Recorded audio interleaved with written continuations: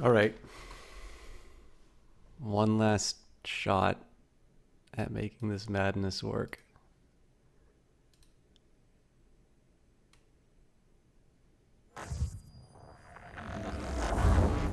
It's good. Hey. All right. Only required a reset and all sorts of madness. Welcome. Welcome truly this time. So, again, if you're watching the VOD, if you are doing anything that will let you hear these words, thanks for joining me again. I'm trying to figure out how I feel about Assassin's Creed 3. I think there's... So, gameplay-wise, in terms of just the... El Canoe, thank you very much for that host. How are you doing, my friend? I don't think I have anybody here to shout you out to. But I can do my best. So... How's it going? I've never asked you, El Canoe, have you ever played any of the Assassin's Creed games? So, one of the things I noticed when I did Revelations, I sort of got into a little bit of doldrums, just in terms of, like, spending too much time wandering around the city and such. Hey, Rouge Light Girl, good to see you too. Alright, so Twitch is just lying to me in terms of who's here. And thank you very much for the host as well. You two know each other, right? So, I sort of wonder if some of my complaints about some of the slowness I perceive in some of the moments is maybe just me experiencing a slightly, like, I don't know, accelerated version of some things that maybe don't work as well for me in the Assassin's Creed series. As far as gameplay mechanics are concerned, I like the combat quite a bit. I like how they've sort of streamlined the controls. The ship combat seems to be fun. I think there's a really great thing about this game where the Templars, above all, seem to be... Their characters are they're much better drawn. Like, I find their sort of the justifications for their actions to be a little bit more convincing than in the previous games. I'm having a little difficulty with Connor as a main character. It's actually maybe reveals something kind of bad about me. Because one thing I really like about Connor is that I have friends with a sort of indigenous heritage. I'm never sure the correct terms to use in these cases, and they really like Connor as a character, and I think it's nice that when you have people of different backgrounds, that you have a main character that they can relate to or that they can like. That's good. And the funny thing is, for me, I find Haytham Kenway a more interesting character for myself. And so I sometimes wonder, is like, am I really just one of these people who wants all of the main characters to, like, be like him? Because obviously I have more in common with Haytham than others. But I also think, like, there's two ways you can read that, right? You can say, well, I find the Templars more sympathetic because I'm a privileged white man who's playing the game. Or this is just simply a reflection of the fact that they've done a slightly better job of drawing the antagonists. And more importantly, too, some of the things that don't work as much for me with Connor are... we haven't gotten to the end yet. And usually that's where a character gets revealed. So, yeah, we'll see. I think the biggest one for me right now is that I'm not quite sure about his journey. So he's obviously attempting to defend his village, and he's joined the assassins from it. And I this might be poor recollection on my part, but I guess the biggest thing here is that it almost feels like his choice to become an assassin is just sort of a means to an end. And I think the ideas matter quite a bit in this game. So, I don't know. We'll see. Like I said, we're not done the game yet. So, and overall, I mean, again, I'm sort of nitpicking on something that I think is a fairly solid experience. I mean, it's a big, yeah, exactly, Rouge Lake Girl. So I mean, I say it as a comment, sort of recognize. I think it's sometimes nice to just sort of recognize, some of the, potential impulses, let's say. But I clearly don't believe that it's like every character needs to be, brown hair, green eyes, kind of skinny, actually really skinny, dulcet tones. um, but yeah, I don't know. It's not my favorite out of the series, I'll say, but it's interesting. And it's a really interesting setting too, so.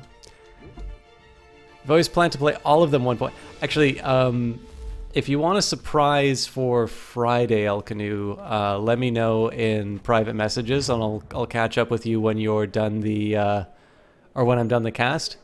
But there's something that will hopefully interest you coming up.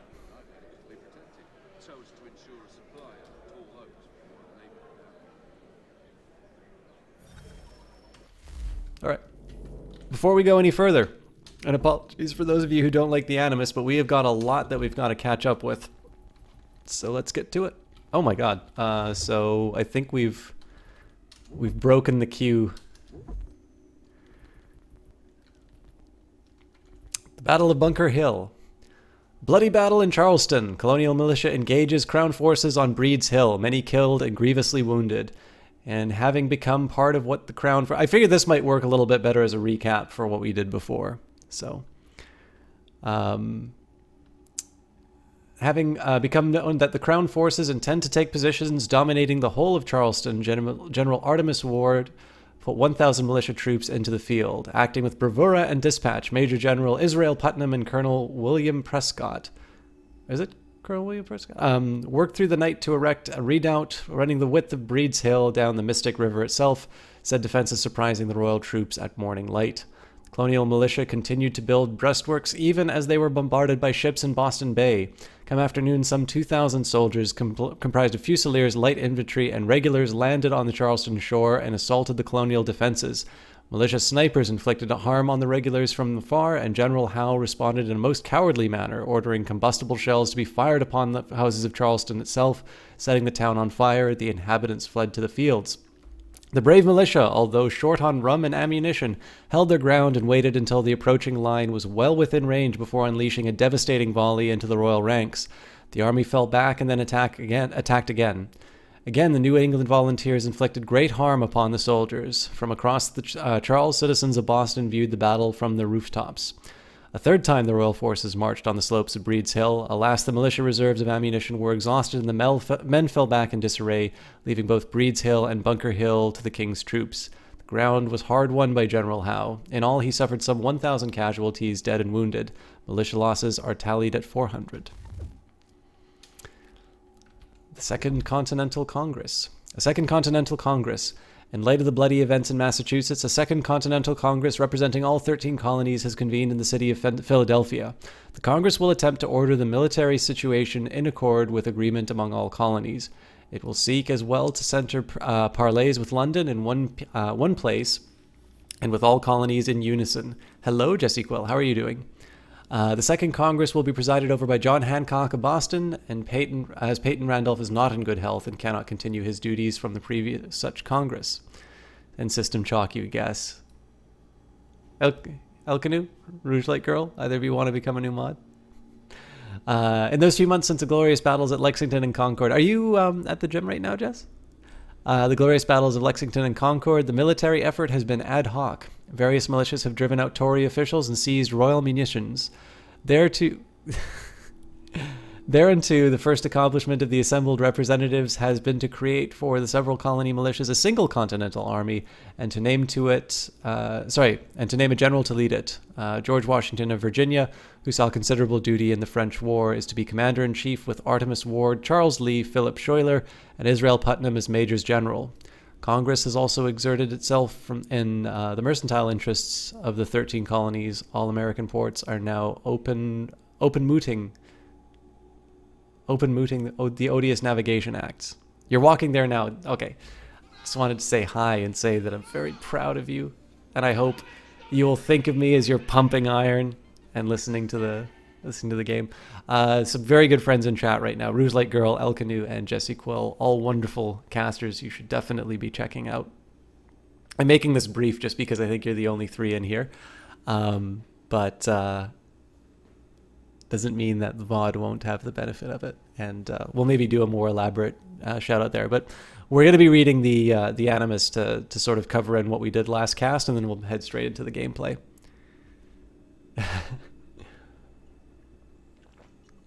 Despite the creation of the Continental Army, the Congress expects that the division between all colonies and the Crown will eventually be set right to the benefit of all. To this end, Congress has approved the Olive Branch Petition to the British Crown in a gesture of reconciliation. Lexington and Concord. Regulars confront militia, shots fired. Americans, forever bear in mind the Battle of Lexington, where British troops unmolested and unprovoked wantonly and in the most inhuman manner fired upon and killed a number of our countrymen. The events, as well as can be discerned, transpired thusly. Alerted by messengers that a regiment of regulars was en route through Menotomy?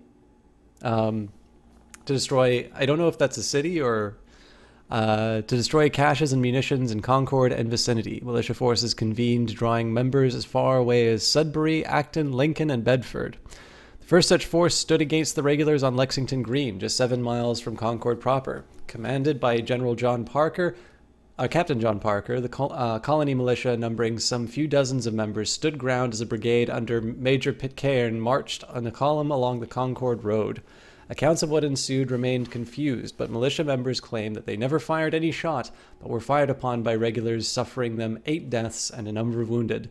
Captain Parker led his men from the field, and the column of murderous regulars continued to Concord. At the town of Concord, another brigade of militia under command of Colonel James Bartlett saw fit to fall back across the North Bridge as the regulars numbered a much larger force. Atop a hill, Barrett watched as the regulars in search for munitions and was gladdened by the addition of militia forces arriving from diverse townships. In short order, Colonel Barrett discovered that he outnumbered the small force of regulars sent to secure the bridge and commenced to march upon them. Some few of these endeavored to dislodge planks of the bridge to delay the advance of the militia, but were called off by the superiors. Volleys were exchanged, and men on both sides fell, resulting in the regulars quitting the field. Larger army force concluded its fruitless search and turned toward Boston, only to meet with a series of flanking maneuvers and attacks in formation by the militia.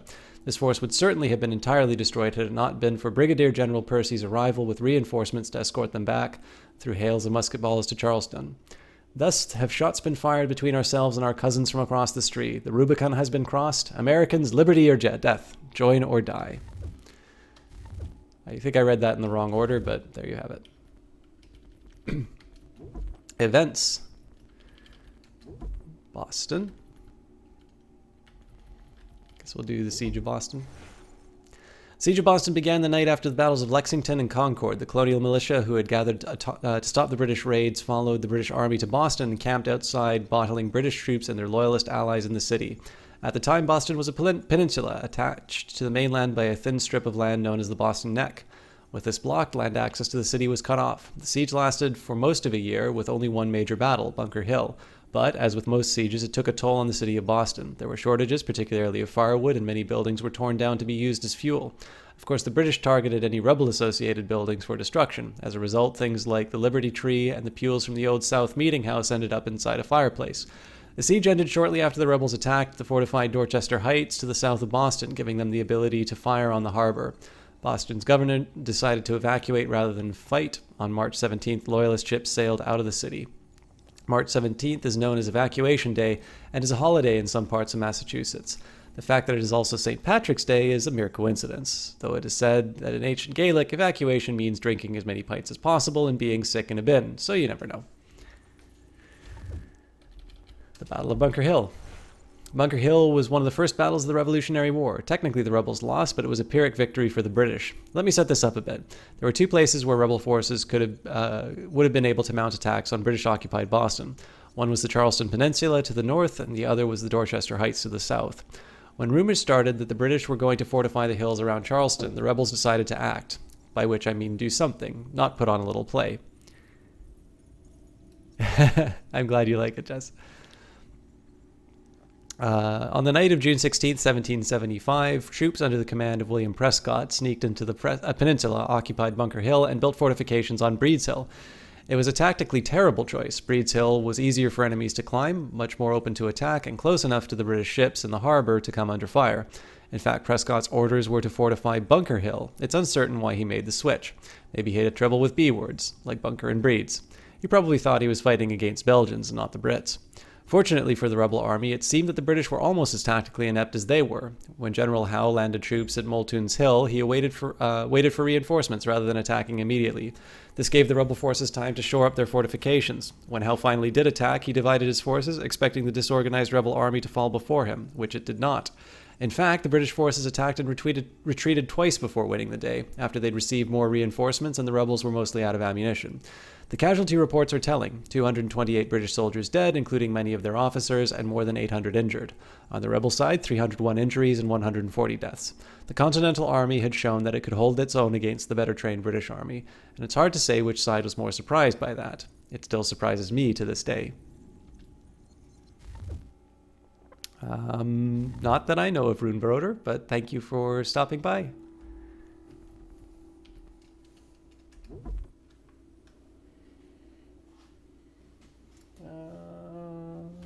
Sorry, just a second here.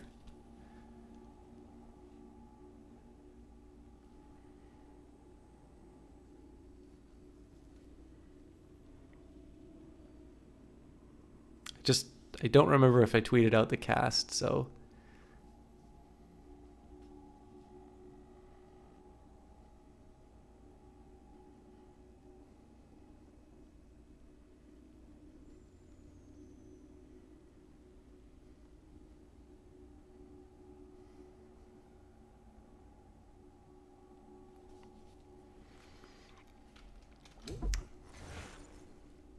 Oh, yeah, I just saw that. Thanks, Would You Like Girl. The Buttonwood Agreement. The Buttonwood Agreement is the precursor to the New York Stock Exchange. It was signed in 1792 under a buttonwood tree on Wall Street, hence the name. Lucky it wasn't the monkey puzzle tree. That would not be a dignified name at all. The agreement itself is fairly simple. 24 local merchants agreed that they would trade only with one another and that they would take a 0.25% commission on whatever they traded. And in case you were thinking that in 1792 too early for there to be stocks to trade, it wasn't. The first war bonds were released by Alexander Hamilton in 1790, 2 years before. So you're wrong, and you should probably keep your opinions to yourself.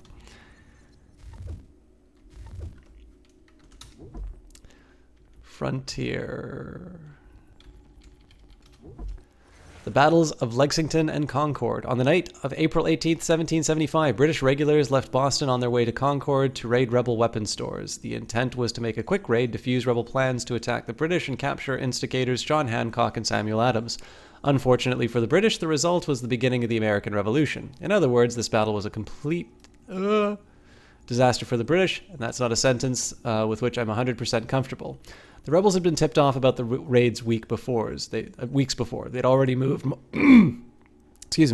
most of the weapons that the British were looking for. The night before the battle, Paul Revere and William Dawes brought word that the British were on their way. So by the time the regulars marched into Lexington near dawn, the local militia was waiting for them. Nobody knows who fired the first shot. The British blamed the rebels and vice versa. But in the end, the Lexington militia was badly outnumbered and retreated, and the British moved on Concord. By most reports, the British were polite in Concord, which I'm sure their mothers would have been delighted to hear about. All apart from one moment, of course, when John Pitcairn threatened a local tavern owner at gunpoint. But to be fair, the tavern owner did know where the weapon caches were.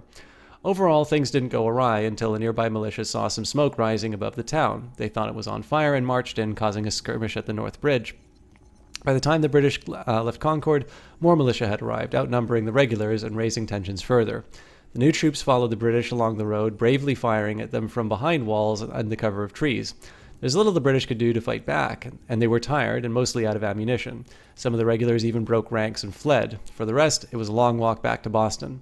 Rather than dispersing after the battle, the militia gathered outside the Boston Neck, starting the siege of Boston and the beginnings of the Continental Army.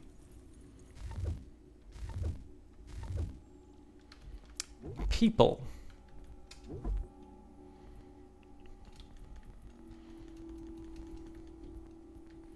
We'll start with the culprit ring. This is a network of rebel spies operating in New York and Connecticut from 1778 until the end of the American Revolution. The group was founded after British forces left Philadelphia and re-established their headquarters in New York City. Washington knew that he needed people on the inside. I've always wanted to use that phrase, and between you and me, I got quite a kick out of rebel spies. to report on British troop movements. He asked his newly appointed head of intelligence, Benjamin Talmadge, to find some spies, which Talmadge did. Talmadge needed people that he could trust absolutely, so he began recruiting his childhood friends. Nothing says friendship quite like offering someone a job that involves risking their life. The name Culper Ring is taken from Samuel Culper Sr. and Samuel Culper Jr., the code names of the two Ring's main informants. I don't know who they were, but I imagine one was slightly older than the other. The group's biggest accomplishment was probably informing Washington of a planned attack on the French forces in Rhode Island in 1780. They're also credited with uncovering Benedict Arnold's betrayal of West Point, though the evidence for that is far sketchier. In any case, the Ring delivered secret messages for years, without any of its members even ever being captured. One possible exception, the woman referred to as 355, whose real identity and fate isn't known.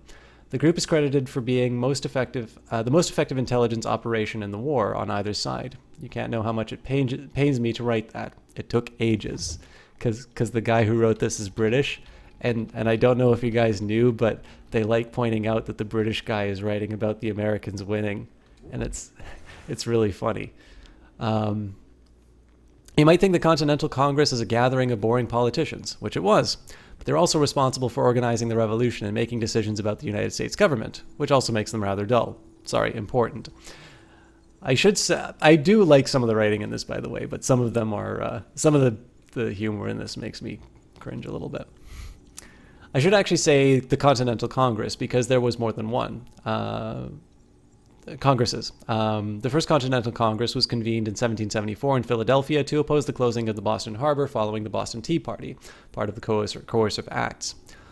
All of the politicians had such a lovely time in their first meeting that they agreed to have another party just exactly like it. And why not? Everyone loves a party, right after the battles of Lexington and Concord.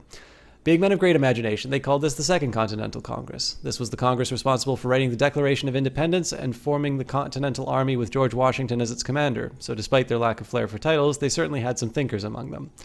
The Third Continental Congress was convened in 1781. It's sometimes known as the Congress of Confederation, and despite how mind-achingly tedious that sounds, they were responsible for forming a government for the brand new United States.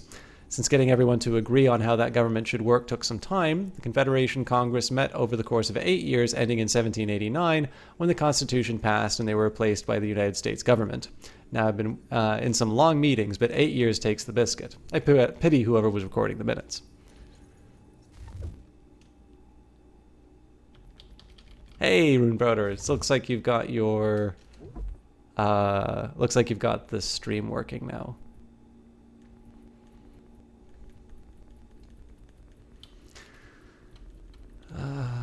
Okay.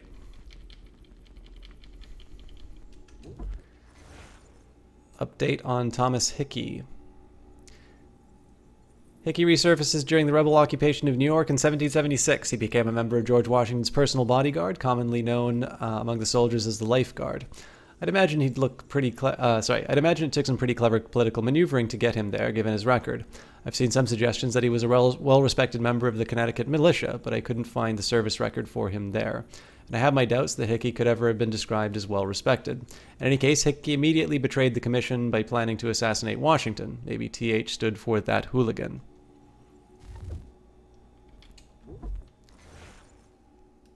John Pitcairn. I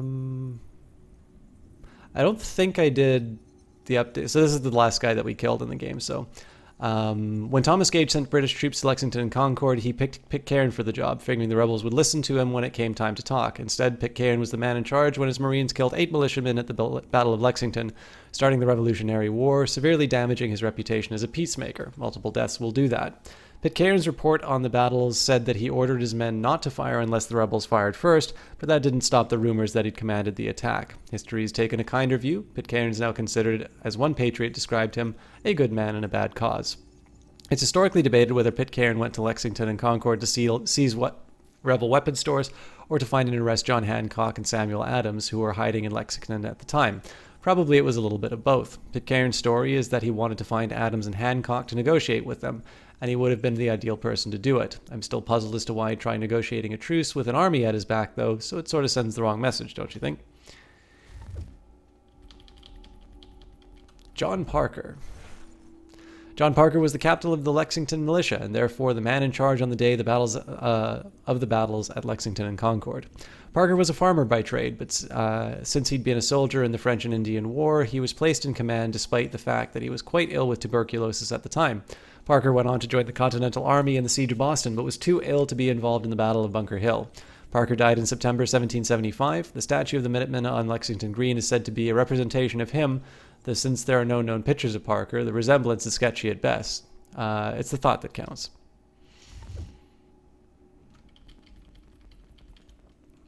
Israel Putnam. Israel Putnam, known more affectionately as Old Put, is something of a legendary figure in Revolutionary War history, and probably the best-known soldier, a bit of a folk hero, if you will.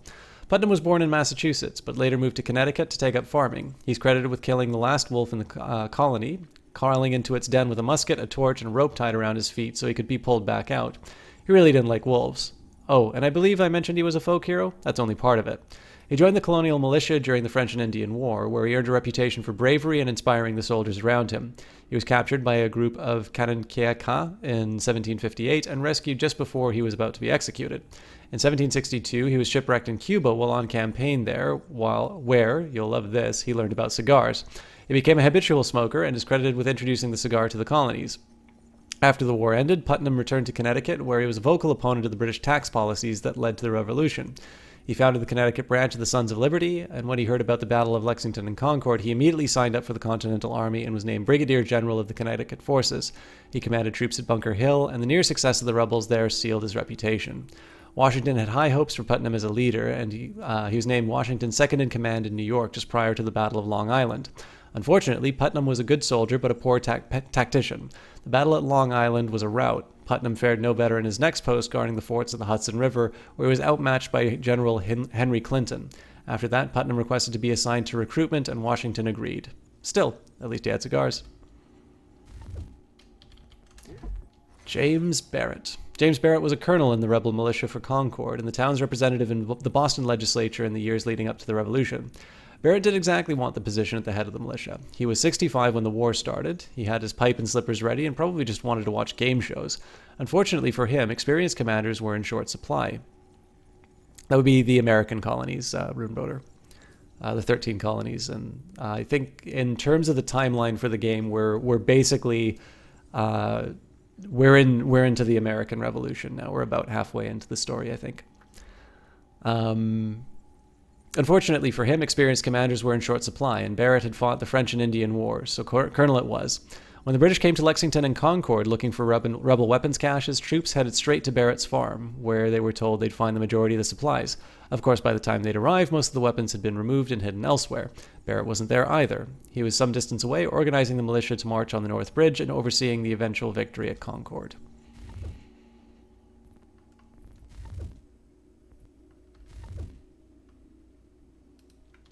Locations. Lexington. Lexington is a small farming community and the site of the first battle of the American Revolution started. No, I'm being overly dramatic. It was the first battle took place on Lexington Green. On the morning of April 19th, 1775, British regulars passed through Lexington on their way to Concord looking for hidden rebel caches. The Lexington militia, led by John Parker, formed up on the village green, probably more in a show of resistance than because they were expecting a real battle. The militia was badly outnumbered, about 70 of them to 700 British soldiers. John Pitcairn ordered the rebels to disperse, and they might have done so, except that somebody fired a shot. Then everybody started firing. Those that weren't running, that is. Several militia members were killed and the rest retreated. The British moved on towards Concord, though they would be harassed by the Lexington militia again on their return trip toward Boston. Lexington's town motto is now, "What a glorious morning for America." Though it's possible it didn't seem like one at the time. Firing guns and then running away since 1775 might have been a nice alternative. Every town needs a bumper sticker. The North Bridge. This is the site of one of the first skirmishes of the Revolutionary War. During the Battle of Concord, about 90 British soldiers held this bridge, while several hundred rebel militiamen gathered on the hill nearby. The British were expecting resistance from disorganized farmers, so when the rebels advanced in a very military manner, the British panicked. Angry farmers are terrifying at the best of times. Officers gave conflicting orders, the British formations broke, and the soldiers ran away. The original bridge was torn down in 1788, and a new bridge was built nearby. Of course, it's been rebuilt several times. The image of the British turning tail is excellent fodder for historical reenactments, which Americans enjoy reenacting, but which never seem to be reenacted on our side of the Atlantic. Strange, that. Sorry, guys, I just got an alert, so I think it's telling me to go to bed, but I'm not going to bed.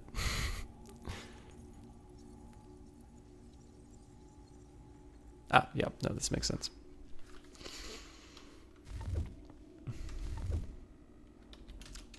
New York. Broad Street. Broad Street is not Broadway, though you'd be forgiven for some confusion as they're right next to each other. The street was named after the Broad Canal, which used to run down the center. The canal was an inlet from the East River, and for part of its history, you could canoe along it. By the late 17th century, however, the water was so clogged that it was difficult and inadvisable. Houses had been built alongside, and both residents and local vendors used the canal to dispose of trash and sewage. When the British regained New York in 1674, they made many improvements to the city, one of which was filling the now stinking canal and paving a street over it. You can thank me on behalf of all Brits later. Nowadays, Broad Street is in the middle of the financial district and is mostly home to banks, and another site that you might recognize, the columned facade of the New York Stock Exchange. Wall Street. In the 17th century, this marked the edge of the city's New Amsterdam. It was the location of the city's 12-foot palisade wall. The wall itself was torn down by the British in 1699, but the name Wall Street stuck. By the late 18th century, this was already becoming a financial center. Traders met at the Merchant Coffee House at the corner of Water Street and under a buttonwood tree outside to trade securities. This buttonwood tree is the site of the Buttonwood Agreement, which was the beginning of the New York Stock Exchange. The street is only 8 blocks long, as long today as you see it here in the late 1700s. If that seems extremely small, remember the skyscrapers are tall rather than wide. Otherwise, they'd be called floor huggers. And one for Boston, I guess? Somewhere? Oh god, there's a lot. Breed's Hill. Technically, the Battle of Bunker Hill could be called the Battle of Breed's Hill. This is where the Continental Army built their main fortifications, and so most of the fighting happened here. Breed's Hill had only one thing to recommend it over Bunker Hill. It was closer to Boston, which made it easier to fire artillery at the city. Though, of course, one disadvantage of the situation was that it was a lot easier for Boston to fire back. Nobody knows why William Prescott chose this spot over Bunker Hill. It's possible that since he was working on fortifications in the dark, Prescott didn't realize how vulnerable the hill actually was until the sun rose, by which point it was a little too late to up and move. I imagine it was probably quite an awkward moment. Bunker Hill. This is the largest hill on the Charlestown Peninsula and the closest to the mainland. During the Battle of Bunker Hill, rebel reinforcements arriving on the Charleston Peninsula headed to Bunker Hill, but weren't sure what to do once they got there. Rather than joining the battle, which was raging on Breed's Hill nearby, they wandered aimlessly around Bunker Hill, so disorganized they hadn't even brought a picnic. I don't get that line. Israel Putnam was attempting to direct troops, giving valuable instructions with famous "Don't fire until you see the whites in their eyes," which he probably said several times to anyone who'd listen, and to be fair, it's a pretty great quote. That seems to be the only one of his directions that stuck. Many of his other orders were either misunderstood or deliberately disobeyed. Given the disorganized state of the Continental Army at the time, it was probably a little bit of both. Charleston. Charlestown is the name of both small town to the north of Boston and the peninsula that it sits on. The peninsula was the site of the Battle of Bunker Hill, which was sometimes called the Battle of Charleston since the fighting did span across more than one hill. It was also where Paul Revere started his well-known midnight ride, which I think sounds more like something you'd do with a lady. As to the town of Charleston, well, it was established prior to 1775. Little of it survived the Battle of Bunker Hill. Continental Army snipers were stationed there to harass British troops, and the British set fire to the town to root them out. Most of the buildings were razed and the rest burned during a raid in January 1776. The only part of the town to survive the war was the street layout. Charleston was rebuilt, however, and it's now part of Boston. Moulton's Hill. The lowest hill on the Charlestown Peninsula, standing 32 feet or about 10 meters high, it is sometimes referred to as Moulton Hill or Moulton's Point. This is where General Howe's troops landed during the Battle of Bunker Hill. Boston's actually on the opposite side of the peninsula, but Howe took the longer route round to outflank the revolutionaries on their left side. This was an excuse for taking the long route anyway, and he was sticking to it. However, Howe made a mistake when he arrived. He saw Continental troops on Bunker Hill and assumed that they were newly arrived reinforcements. They were mostly just confused and milling about like aimless youths outside a shopping mall. Howe halted to wait for his own reinforcements, which gave the Continental Army time to shore up the weak spots in their defenses. This made the battle much longer and more difficult than it might have been. It also means that there was an advantage to the chaos in the Continental Army that day. They managed to confuse their enemies as well as themselves. It's not a bad tactic. To this day, if anyone starts on me, I just spin around and shout about tables until they're too confused and amble off. Alright, I'm going to get a little bit of water, and then we will actually do some gameplay.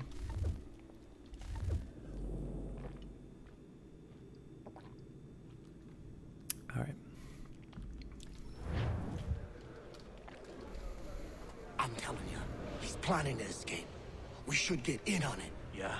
And what makes you think that? Caught him carving something in the yard. Slipped it in his pocket real quick when he saw me. Looked like a key. Probably just a shiv. Nah, Mason ain't a fighter. Always talking and tricking his way out of trouble. Weasel Weems, they call him. Sticky bastard. Come on, Finch. He's not so bad. Even told me some letters once. Gonna write a note to my lady. Ha! What for? You think that whore's out there pining for you? Saving herself for when you get out? Huh? No doubt she's already moved on to the next fella, and the fella after him. You shut your mouth before I shut it for you. Easy now. Was just a joke. Yeah? Well, it wasn't very funny.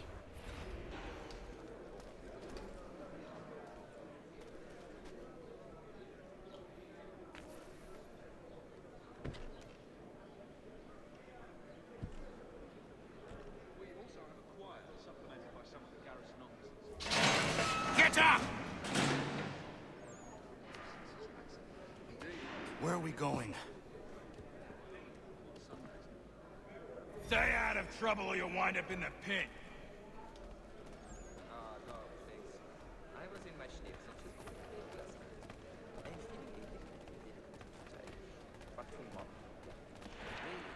What are you looking at, half-breed? You not understand English? That it?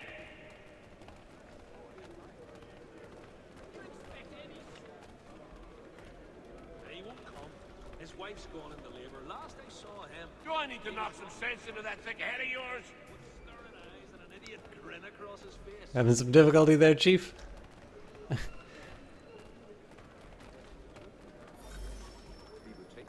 I should try and find this Weems fellow. If he intends to escape, perhaps he can help me.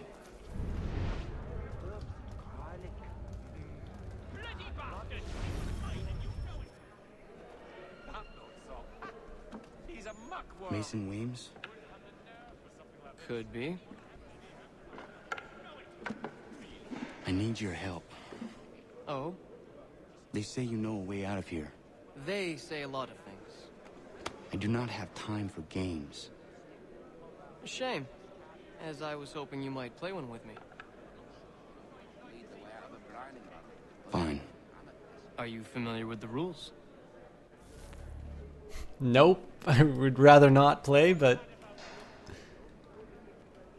Really a half-turn clockwise. I have to try for myself, but is that Seeing as you already know mine, what's your name? I have no idea what I'm supposed to Pleased to do. meet you, Connor. Well played. So, what brings you to Bridewell? Treachery. I have been falsely accused. Of course you have. then I'm a pessimist by nature. You do not believe me? Why should I? You've the look of a brute. You misjudge. I am an honest man. And yet, also a man imprisoned. Tell me how you found yourself in this place. It is a private matter. As is what you ask of me.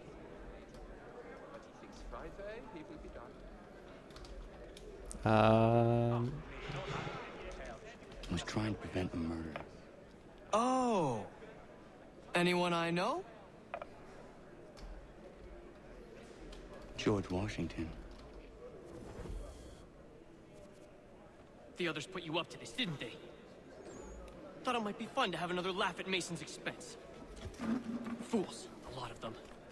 To make light of something like this. George Washington is brave beyond measure, loyal like a brother, peerless in character, and unshakable in his convictions.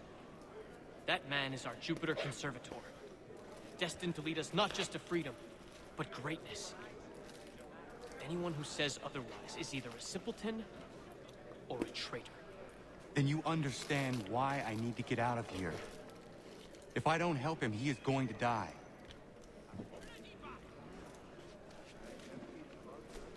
You're serious, aren't you?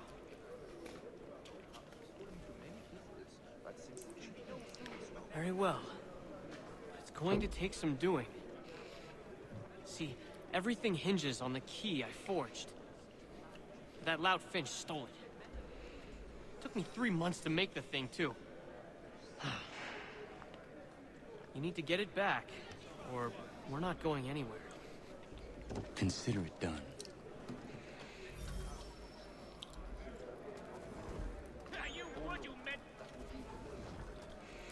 I like the lighting in here.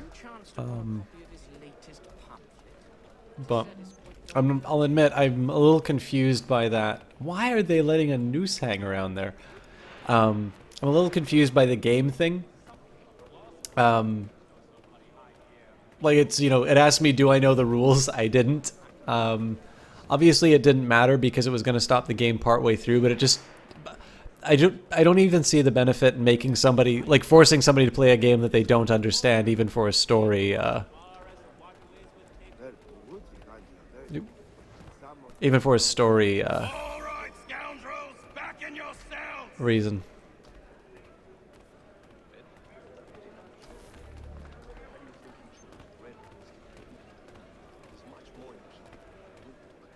Is it raining in the prison? This key is useless. What are you looking at? You in the market for a husband?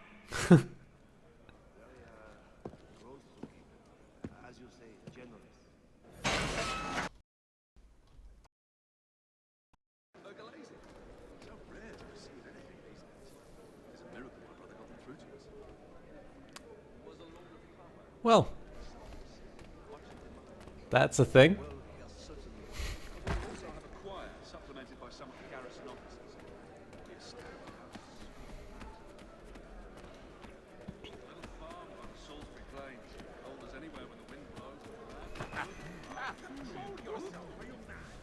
Your key is useless.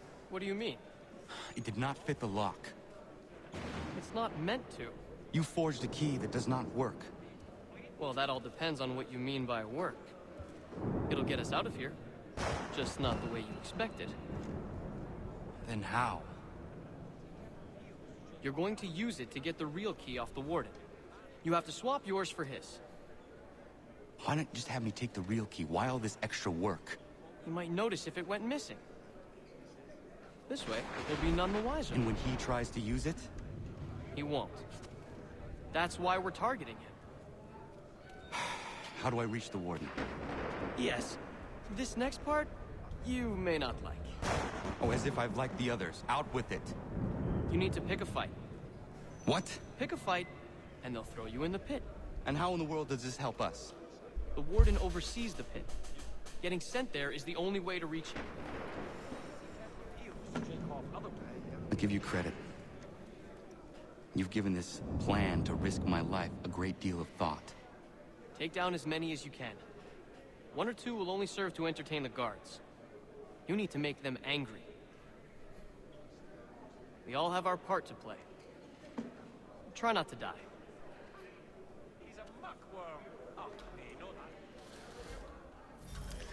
I kind of hope that I can kick the ass of that guy as part of the prison riot.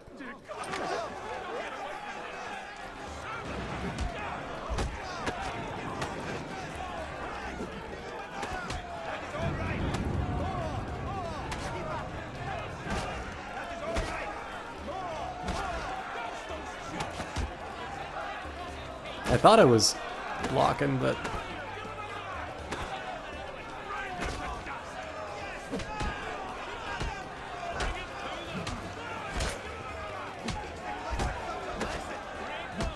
Good lord.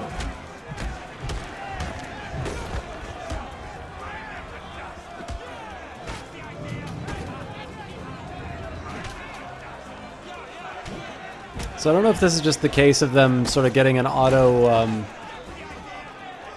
counter when I try to counterattack, but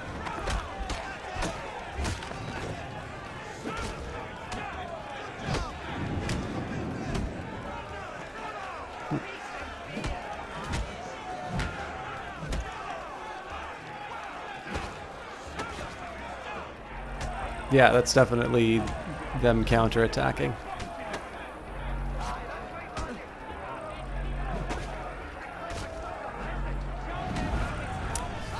Yeah, that's the one... So the one thing I don't get about the combat in this game, I think it makes sense to have a strong enemy who, like, your counter's not going to work on. But what I don't get is it feels like every time I try to block them, I take damage anyway.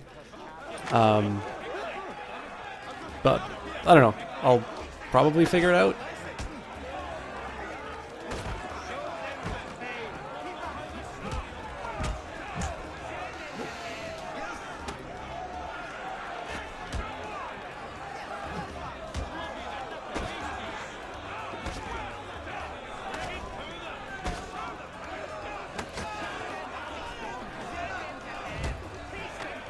See, that counter worked.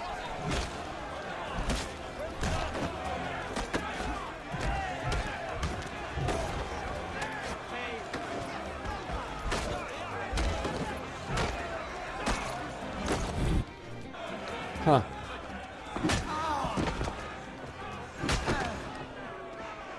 Fancy yourself a troublemaker, eh? Some time in the pits to cool your blood.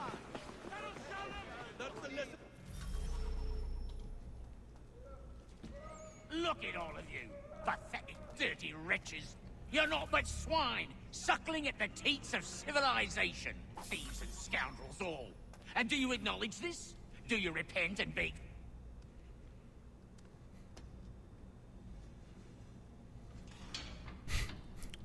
That was very convenient of him to walk away when I wanted to unlock.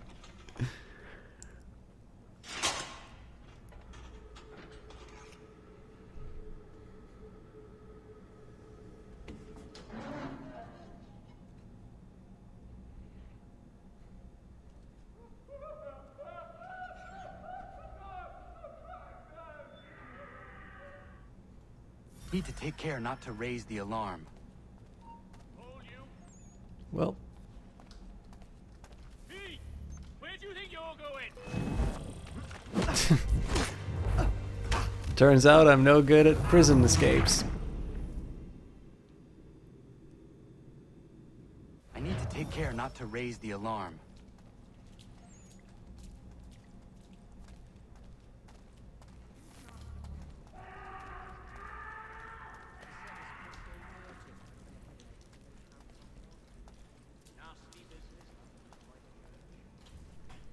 You'll find Hickey through that door. It's where they keep the important prisoners. Nicer rooms, more space, those sorts of things. It seems even in prison, who you know makes all the difference. Thank you, Mason, for everything. I will find a way to repay the favor when my work here is finished.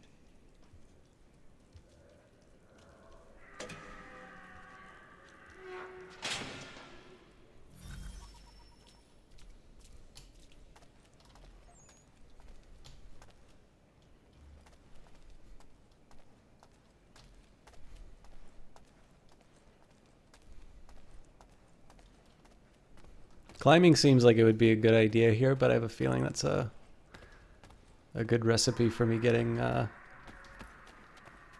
caught.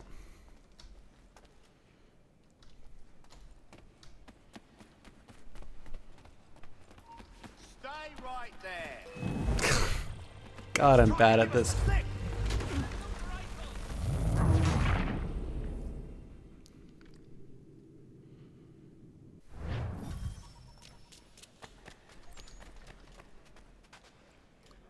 You never played AC3? This looks new to you?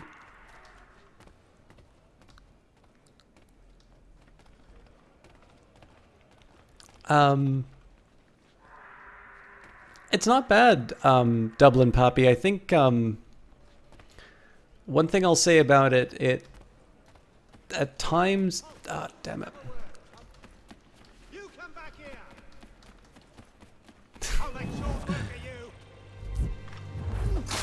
you. The setting's really good. I was normally complimenting it on its improved mechanics, so it seems to be even more streamlined for PCs, potentially for other systems as well. But I did find one moment with the in the fight, sometimes the counters seem to behave in some I guess counterintuitive ways, and I'm still kind of learning to deal with that.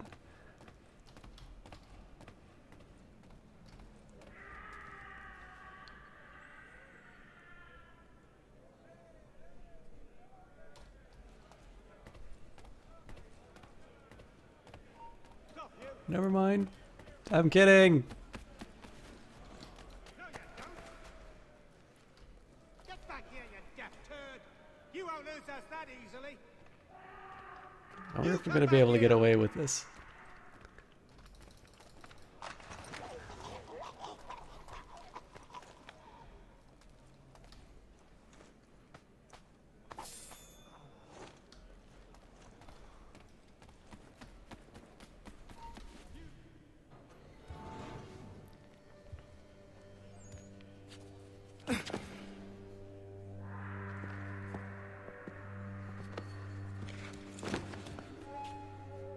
Not who you was expecting, am I right? What have we here? I thought we'd finished off your kind. You would like that, wouldn't you? To rid the world of all who do not share your views. Guilty as charged.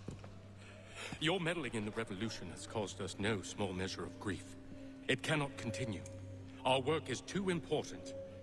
But what would you know beyond all the lies Achilles feeds you and the tales you tell yourself? I know that the people wish to be free, and that men like Washington fight to make it so. Please, the man is weak. He stumbles and stammers through each engagement, making it all up as he goes along. His pedigree is pathetic, his military record even more so. I could go on and on, but we'd be here for days. So manifold are his faults, so deficient are his merits. He must be dealt with. You as well. I will abide no more flies in the ointment. Here's how it's gonna work. First we bind you and bring you to your cell. Then tomorrow, you go before the court, accused of plotting to kill good old Georgie. Maybe we could pin the murder of the warden on you too. You did kill him after all. And who wouldn't take the word of Charlie over here? Once that's all squared away, well then.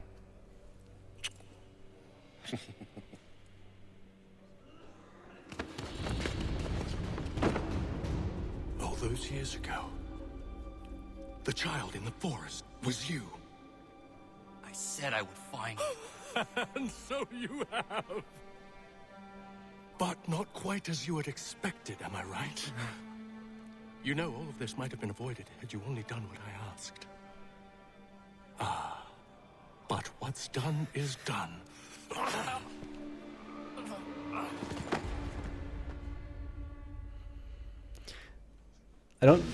I don't normally like complaining about small graphical glitches, but I notice when there's these great moments of like close-ups with a lot of detail on a character's face, to have their sleeve flickering in and out because of a texture problem just completely destroys the power of the moment. Up! Up with you! I said get up!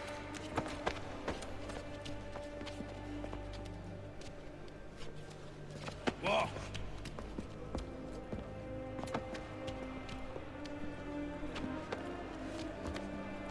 Bye now!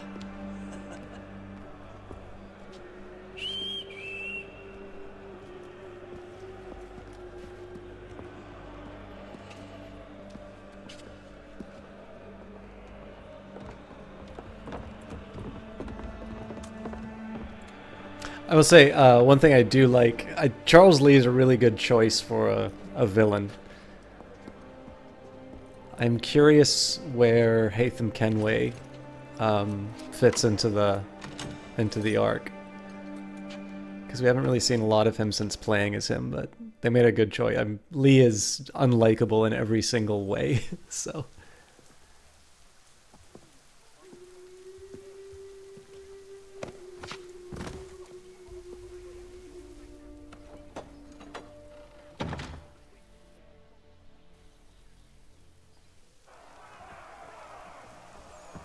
Thank you, Rimbrother.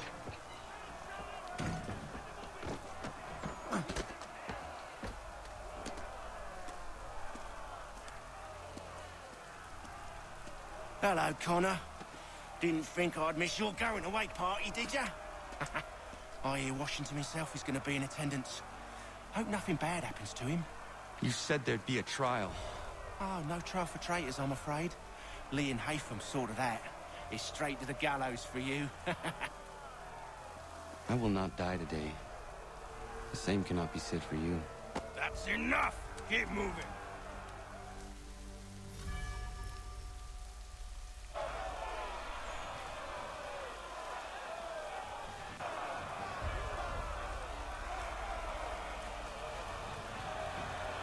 So don't have a lot to say over this stuff. It's just, I think it's a fun experience to have on its own.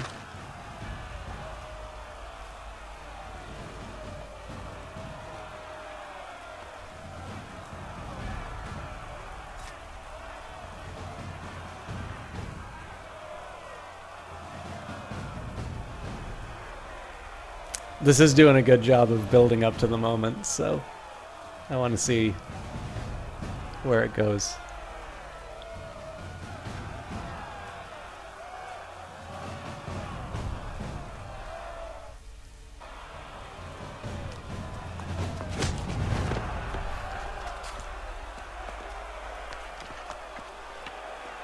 You are not alone. Only give a cry when you need us. Forget about me. You need to stop Hickey. He's... Up you go. Don't want to be late now, do we? You just had to be an hero, didn't you? You and Georgie both. Now you see what it gets you. Did I just walk through that guy?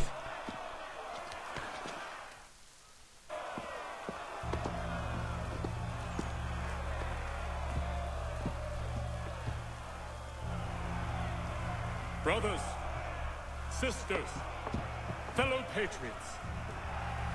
Several days ago, we learned of a scheme so vile, so dastardly, that even repeating it now disturbs my being. The man before you plotted to murder our much-beloved general. Indeed, what darkness or madness moved him, none can say, and he himself offers no defense, shows no remorse. And though we have begged and pleaded with him to share what he knows, he maintains a deadly silence. If the man will not explain himself, if he will not confess and atone, what other option do we have but this? He sought to send us into the arms of the enemy. And thus we are compelled by justice to send him from this world. May God have mercy on your soul.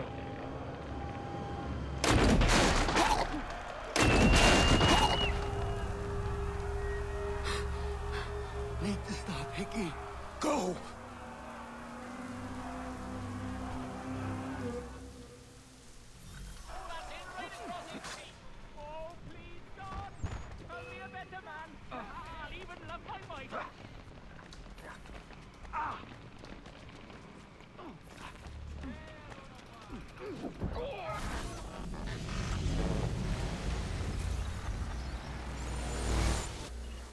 Sometimes the most direct approach is appropriate. Damn it. I thought I'd at least live to see another day. Shame. I want answers.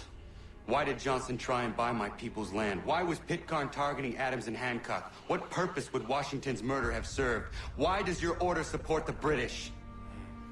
How should I know? The Templars, Lee, the big man, Haytham, they has the money. They has the power. That's the reason I threw in with them. That's the only reason. Sure, they have some sort of vision for the future, too. I didn't give a damn about any of that. They can sing their songs about mankind and its troubles. They can make their plans and spring their traps. Don't bother me none. They paid me, so I said yes. Didn't bother to ask who, or how, or why. Didn't care. You chose to side with men who would rob us of our humanity simply because it was more profitable? What else is there? I'm not some blind fool to give up all I've got on principle. What is principle anyway? Can you bring it to the bank? Don't look at me like that. We're different, you and I. You're just some blind fool who's always chasing butterflies. Whereas I'm the type of guy who likes to have a beer in one hand and a tea in the other. Thing is, boy, I can have what I seek. Had it even. Your hands will always be empty.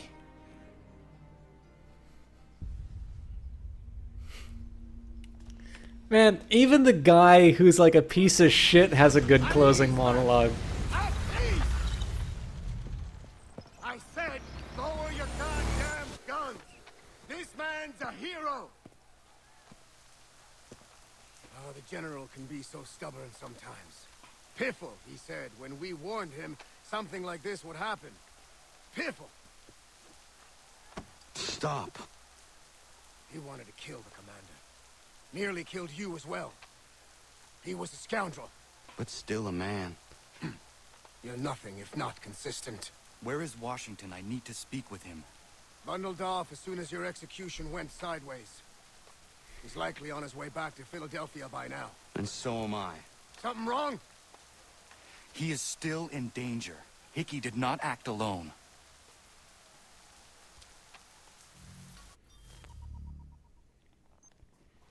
So one of the things I had complained at the start of the playthrough about how in the opening of the game, you're pretty much a spectator. Like the game will let you walk towards something. It's quite impressive what you've accomplished. Is that a compliment? Now, don't misconstrue. I'll shut up for a bit and I'll talk about it later. Never will end tragically. But to have come this far, well, it's more than I ever expected. The people yearn for freedom but fear to grab hold of it. That fear is gone now. Thanks to you, No. This they did on their own. you diminish your role. But you have always been of humble heart. I do what is right. No more, no less. You cannot tell him. I have to. Otherwise, he will never be safe. He is safer not knowing. By planting the seeds of doubt, you threaten to topple his entire endeavor. If Washington is paralyzed, Charles Lee will strike. You'll cause the very thing you aim to prevent. Hunt the Templars, as is your duty. But do not drag these men into it. So let's just listen to this.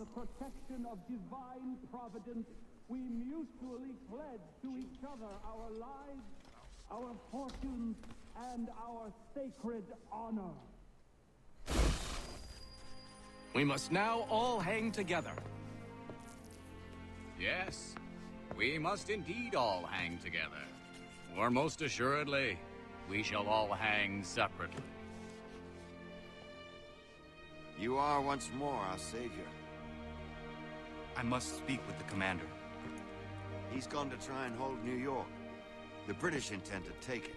I fear we'll need to recall our men from Quebec as well. It's one thing to declare our independence. Now, my friend, we must make it so.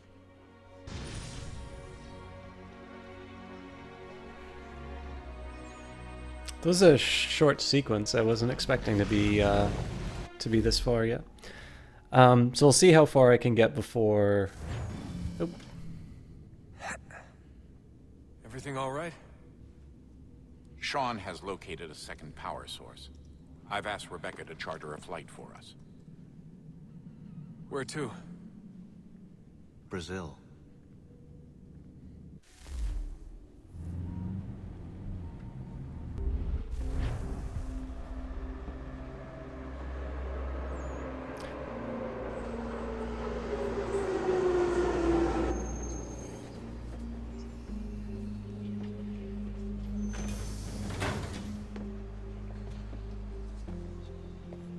You there, Rebecca? Bad reception. Can you hear me?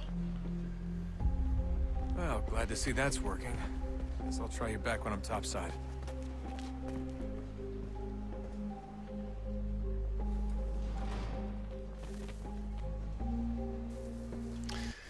All right, I'll do some Animus. Oh, I don't think I can now. All right, have a good one, Ilkanu. Thanks a lot for stopping by. I hope this is fun to watch. And I'll talk. I don't know if now is the right time. Well, you know what? I'll try. So, and actually, while we've got a pulse on the channel, Ilkanu started off the night by hosting us. So if you haven't seen him, he's a wonderful French caster. He does a great job of showing pretty much all kinds of games.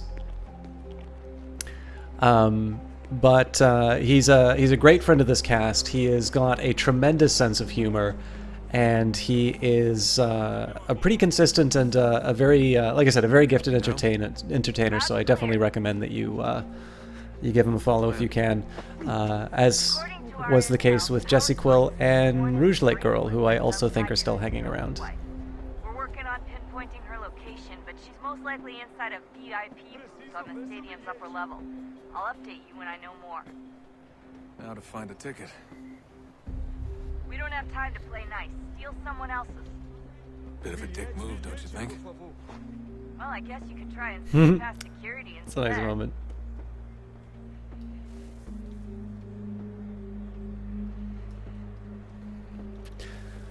So, I sort of started off this playthrough by complaining about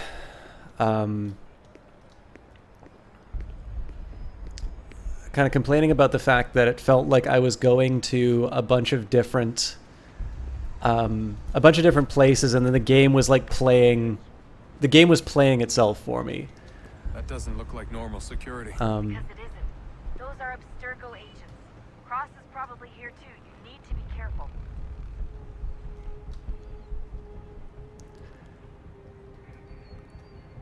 So, you know, you would walk up towards a door. Don't let them see you. Oops. Your target's definitely in the VIP. So much for that. But yeah, the thing was, like, you know, you had this long bit of exposition, and then you approach the door, and then you don't even get the interactivity of putting the key into the door. The game does that for you. So there's a side of me that kind of I don't know, I wasn't crazy about that. Let's see if I can. Yeah, I probably screwed this up. Your target's definitely in the VIP area. The entrance is at the end of this concourse. Quick, Desmond! Hide! Blend or do something! Okay, so I can't blend in? Well, I guess not when I'm being detected.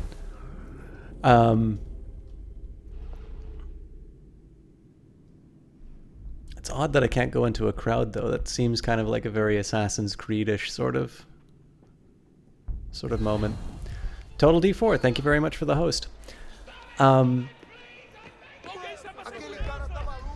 yeah, I guess the big thing for me about that execution sequence, that doesn't look like normal security. that was the most interesting to me, at least.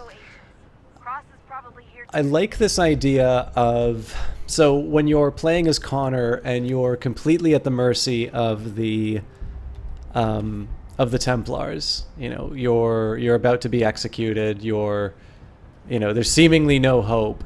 Look out! And oh well, I'm done for. Your target's definitely in the VIP area. The entrance is at the end of this concourse. Você viu esse homem? Chame a segurança imediatamente se ouvir.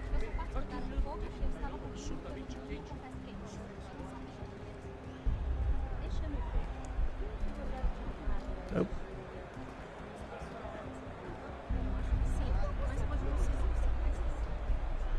Careful, Desmond. Security is looking for you. Try and stay blended with the crowd. Move too fast and you'll attract their attention. Can't have you getting arrested. Great. We've set up a checkpoint.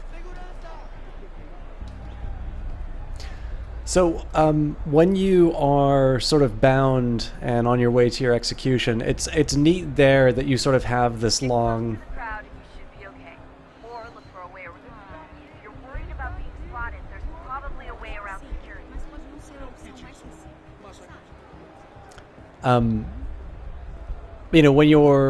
When you're a prisoner, I think. Seriously, what is the deal with stadiums and piss troughs? It's disgusting. And who thought they were a good idea? Troughs are time and cost efficient. I don't even see a stall in here. What if I have to take a dump? Yeah, please just mute the microphone if you do. Anyway, so Watch your back, they're on you.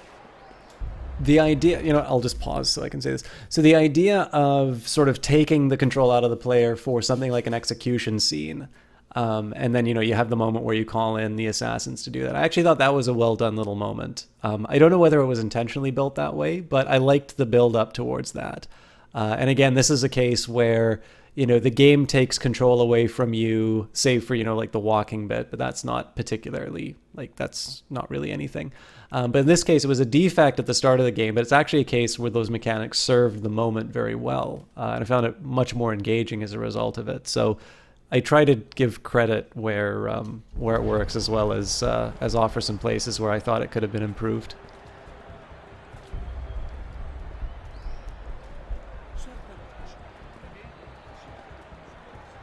Looks like I'm close. Shit! Another checkpoint. You're gonna have to find another way around. Security's too tight here.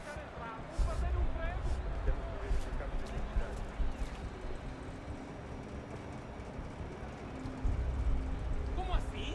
Trabalho aqui há 15 anos e nunca vi nada como isso. Quem vocês pensam que são? Sugiro abaixar o tom de voz. Não tenho nada. Ai, tá bem. Faz a porcaria da verificação. Olha, aconteceu, só isso. A gente não queria que acontecesse. Só aconteceu. Sinto muito. Sente muito? Ela é minha irmã, cara! A porra da minha irmãzinha! A gente se ama. Pronto, tá aí, tá dito.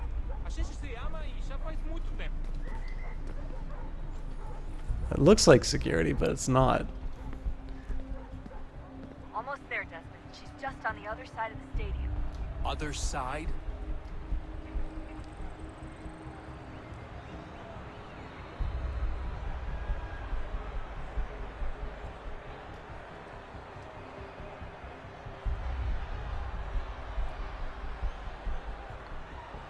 I admit, I thought this, the climbing sequence is a little more exciting. I mean, maybe I'm just annoyed at not being able to do the hiding mechanics as well. Oh. Security's headed towards you. So much for that. I don't know, I think just being on the heights was something that, Almost there, Desmond. She's just on the other side of the stadium. Other side? I think it was a little more compelling. Walking through a crowded stadium is not something I want to do in real life, let alone a video game.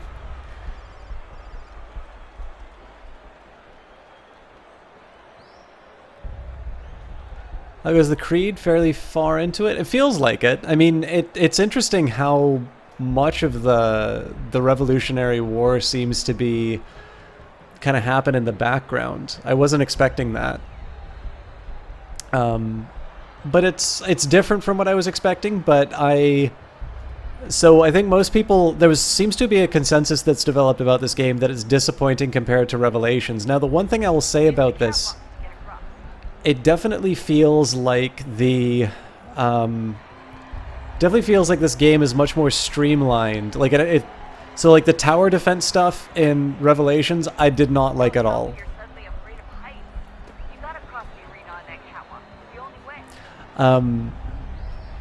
The tower defense thing just felt like it was really inappropriate for the Assassin's Creed game, and that they were just trying to. I could beat these guys. Really close now. The power source should be in one of the rooms up here. Any idea which one?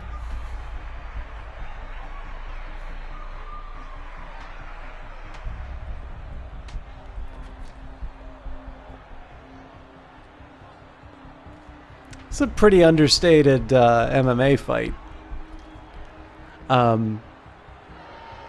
But yeah, so I think most people, kind of feel that number 3 is the disappointment compared to Revelations. But I mean, so I think Ezio is a character that really caught everybody's imagination. I think that's one reason. So as soon as you put Ezio in an Assassin's Creed game, I sort of feel like it's going to be warmly received. Like, fights in there, guys.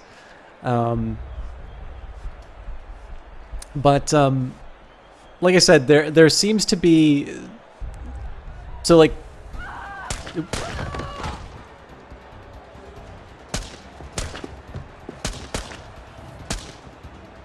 Hey.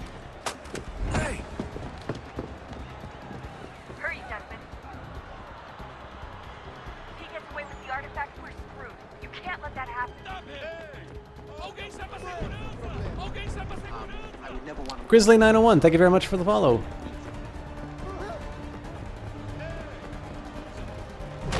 Wrong guy. Sorry. I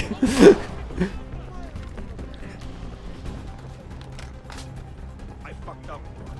I fucked up.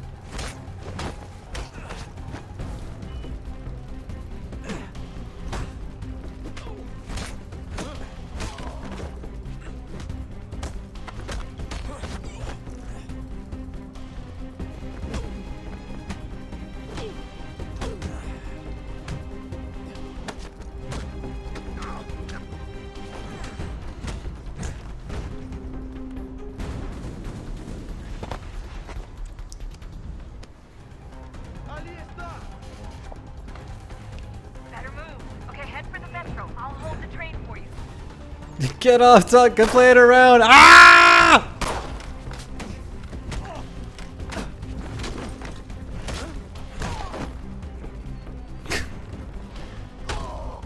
Alright, that was mildly cool, unintentionally.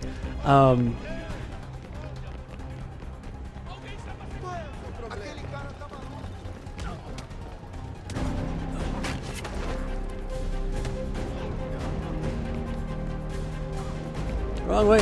Fuck me.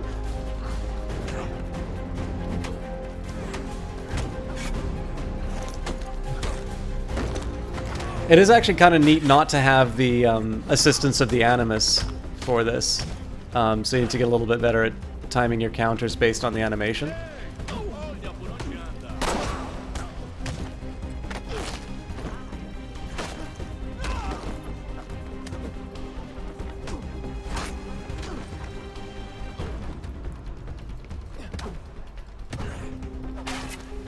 Third time's a charm.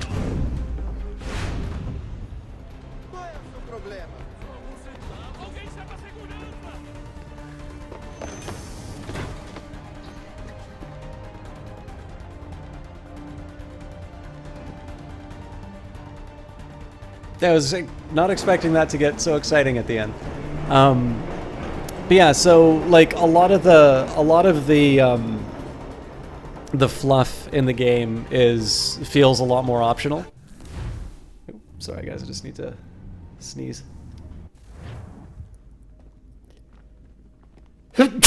And we can get back to Connor whenever you're ready, Desmond. Unless you want to plug in the power source first. Up to you. the controls are definitely more streamlined. So in those senses, like in terms of sorry, just a sec. Excuse me. So in terms of like an Assassin's Creed game, i.e. like I like this series, I want to play it more. I think this is definitely an improvement on the previous games. Your house has lizards now. Cute. The illusion of having option. Sorry, what do you mean by that? Oh, well, like, so what I mean on this Total D4 is like there was like a tower defense mini game in the original or in Revelations, and they seem to have rolled back on that. So they're like board games that you can play in this game, but they're, except for one moment, they were purely optional. And I haven't, like, I understand you can recruit assassins in this. I haven't felt any need to do so. I haven't really pursued it. What a wild walk. I wonder if I can recreate that. So yeah, just stuff like that. It feels like they've toned it down a little bit. It's no longer like we need to put every last thing in this game to justify the price tag, which I thought was So, what's good. the latest? Learn anything interesting while you were exploring? They were working on some weird stuff towards the end. Trying to engineer new bodies and store their minds inside computers. Failure after failure. It must have been hard for them. I worry about it too. I mean, they say there's something in here that'll help us, but what is it? Why is it locked up if it's exactly what we need? I don't know. Maybe it's dangerous. Maybe they wanted to make sure only you could reach it. That's the other question. What makes me so special? I guess we'll know once we open the door. I'm a little hesitant to interact here, but I kind of want to see. Oh, wow. Jesus. I would love to, like, I'd love to go through this, but we're going to be here all night if I do that, so. War Moose 3, thank you very much for the follow.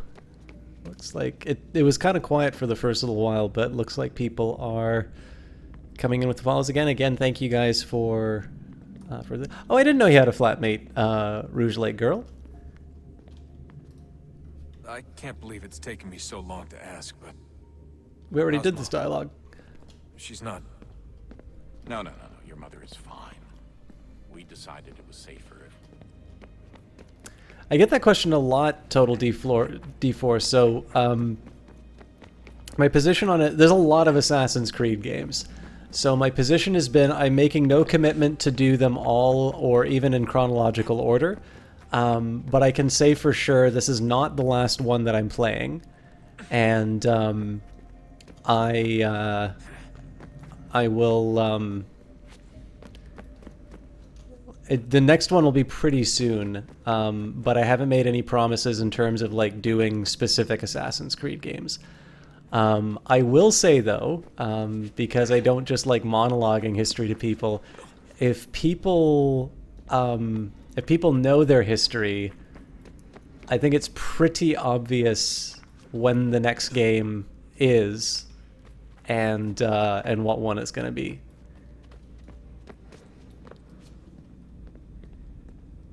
You have several. Two of them are lizards.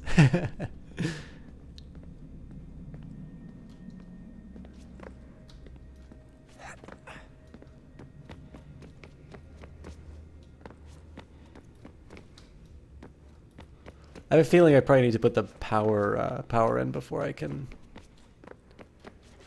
get to that spot where I think that's Juno. I can't remember which one's Juno, which one's Minerva.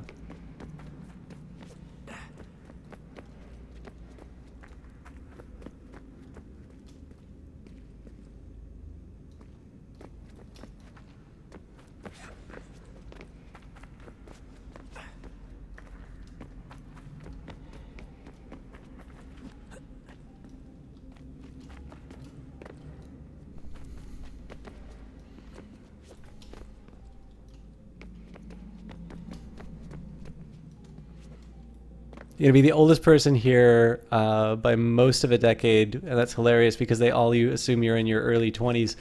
I mean, I'm really bad at judging ages, and I mean also on online, like a person's speech patterns don't mean anything. I mean, I was invited. A funny thing, when I was younger, I was invited. This is when they were still doing closed beta tests, like, and I was invited to do a closed beta test for a game that I clearly was not old enough to play. And I got away with beta testing it with its M rating purely because nobody bothered to ask my age. For some reason, the forum didn't have an age confirmation at the time, or if it was, like, it wasn't an 18 game. It was clearly going to be a mature game. And I was very active in the community. And, you know, people liked my writing style and such, and I think it was just assumed that I was old enough to play the game.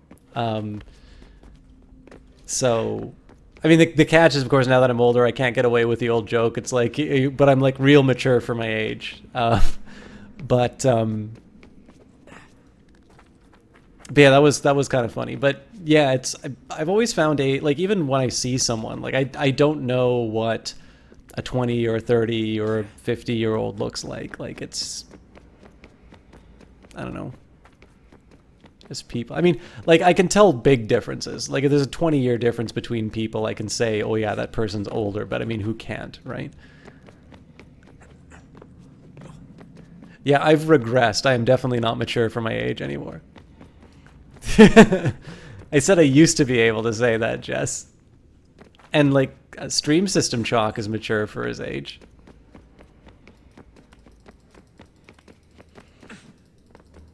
Yeah, I've completely forgotten where the Animus is. We're gonna be going around in circles for a bit, Jess. Hope you don't mind. Can I tell an 8-year difference?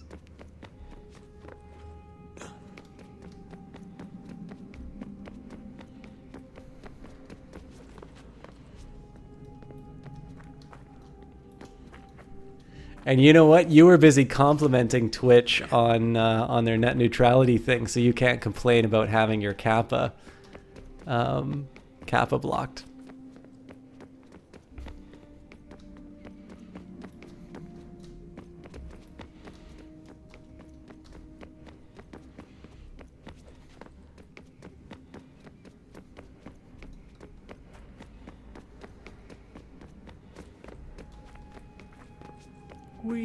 Hello, Nubasaur. How are you doing? You'll get to hear some reading a little bit once I get to a point where I can once I can plug into the Animus and read about the American Revolution. You just pay for your right to use emotes.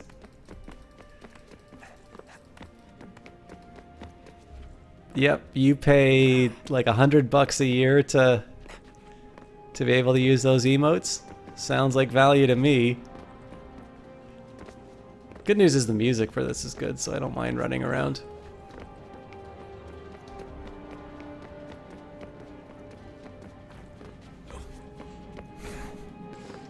Is there a map? I can't believe I've gotten lost in this.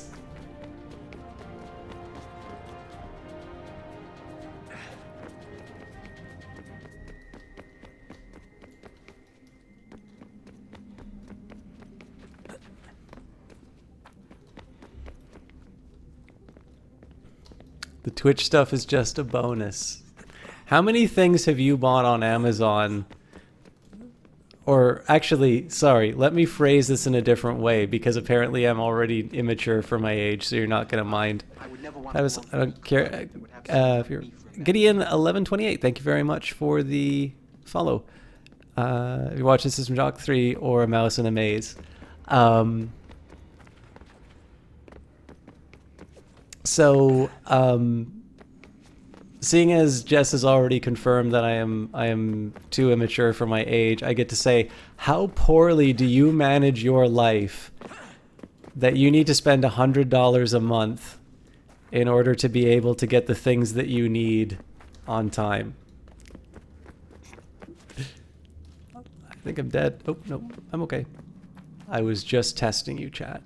Ah, there we go.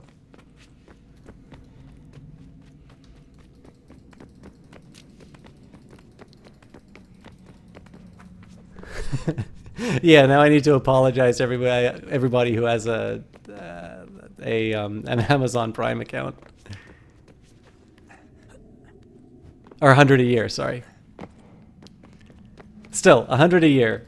How badly do you manage your life so that you need to spend $100 a year in order to say, "Oh, I screwed up. I'm gonna have to get this thing on a one-day order."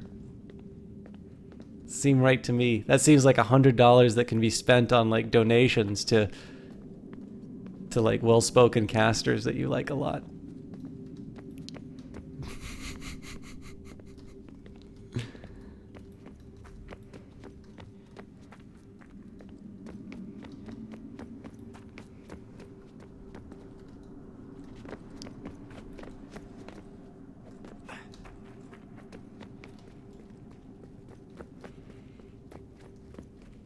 You don't think you can even get one of those?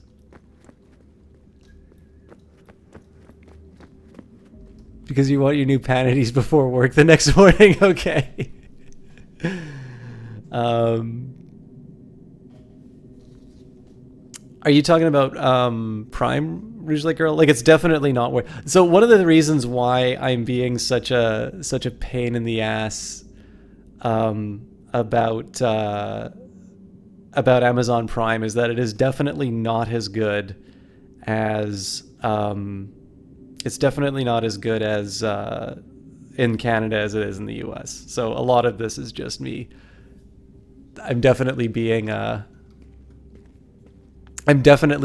pain, and particularly to Jess because I know I can get away with it. But Prime was useful in Japan simply for the instant video.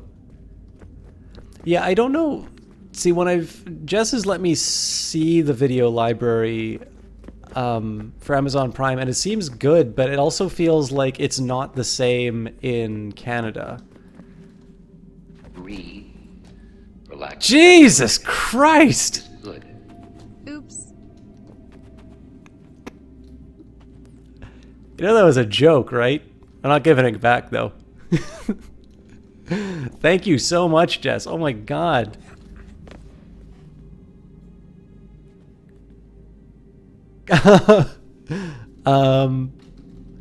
Elsie, you just came in for a good moment. We're doing a bidding war.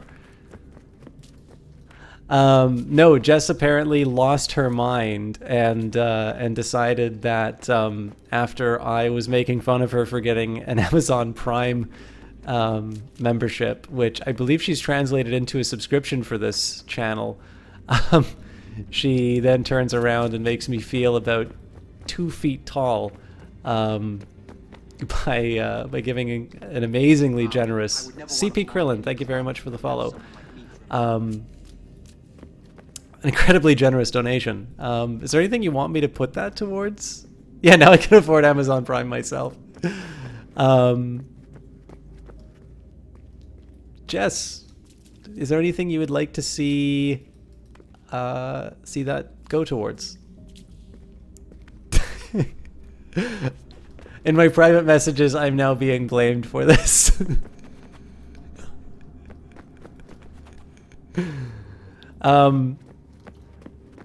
Jess, can I talk about the package that I got a couple days ago?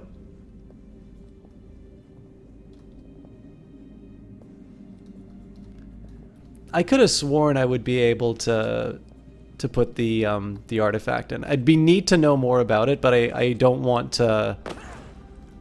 Like, I don't want to turn this into just wandering around the modern part of the game. All right, guys. So I'm gonna tell you a little something about Jess. I don't think I've told this story, but I'll give you an idea of who Jess is as a person. So, she hung out with me in Ottawa for Canada Day. It was absolutely lovely to see her. It was a lot of fun to hang out, and unbelievable. What's up?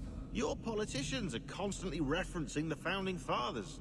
Sorry, just one second. Insisting they must have been in support of one thing or another. I have never seen such a blatant disregard for history. That's just typical political propaganda. It's also dishonest and delusional. How can anyone claim to know what these people wanted based off scraps of paper and wishful thinking? They're looking for intent. What these men envision for our country and its future. Idealistic and unlikely. I don't think most of your presidents and senators and judges care what the founders thought. They just want to know how they can bend old words to achieve modern goals. Who cares if they were deists or theists or wanted a central bank? Why do people need the validation? What should matter is what you, as an individual, believe, and why you believe it. What, are we so insecure that we have to find 18th century letters to validate our beliefs? Oh, look, Mum, a dead man agreed with me. Maybe. If you transpose the letters in his shopping list, you can plainly see he was on my side. Jesus, Sean. It's a cynical way to look at it. Doesn't make it less true. I will say, actually, that's the most assassin-like that I've heard Sean saying. or that's the most assassin-like thing I've heard Sean say. I'm going to make one more attempt to try and find Juno in here. You gave away the backpack. I always thought this backpack looked kind of cool. So anyways, guys, Jess came by for Canada Day in Ottawa. It's wonderful to be able to... So this is the first year that I've been in Ottawa. It is the 150th anniversary of Confederation, a big holiday for Canada. Opportunity to show her a lot of the history in the city and sort of share some details about the country. Avia 99, good morning to yourself. I'm doing quite well. How are you doing?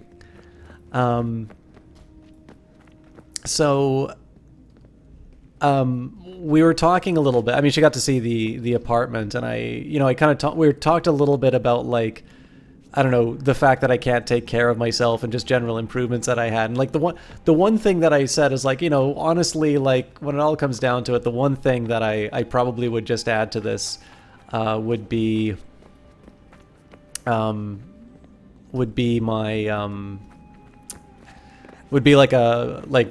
whiteboard, just so I can, like, put some ideas down. I mean, I have a whiteboard in my office, and it's not bad. And, like, when I TA'd, like, I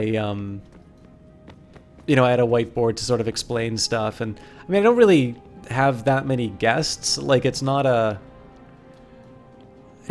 critical thing, but, like, it's just one of these things where it's like I've kind of grown accustomed to having a whiteboard, and they're sort of useful to have.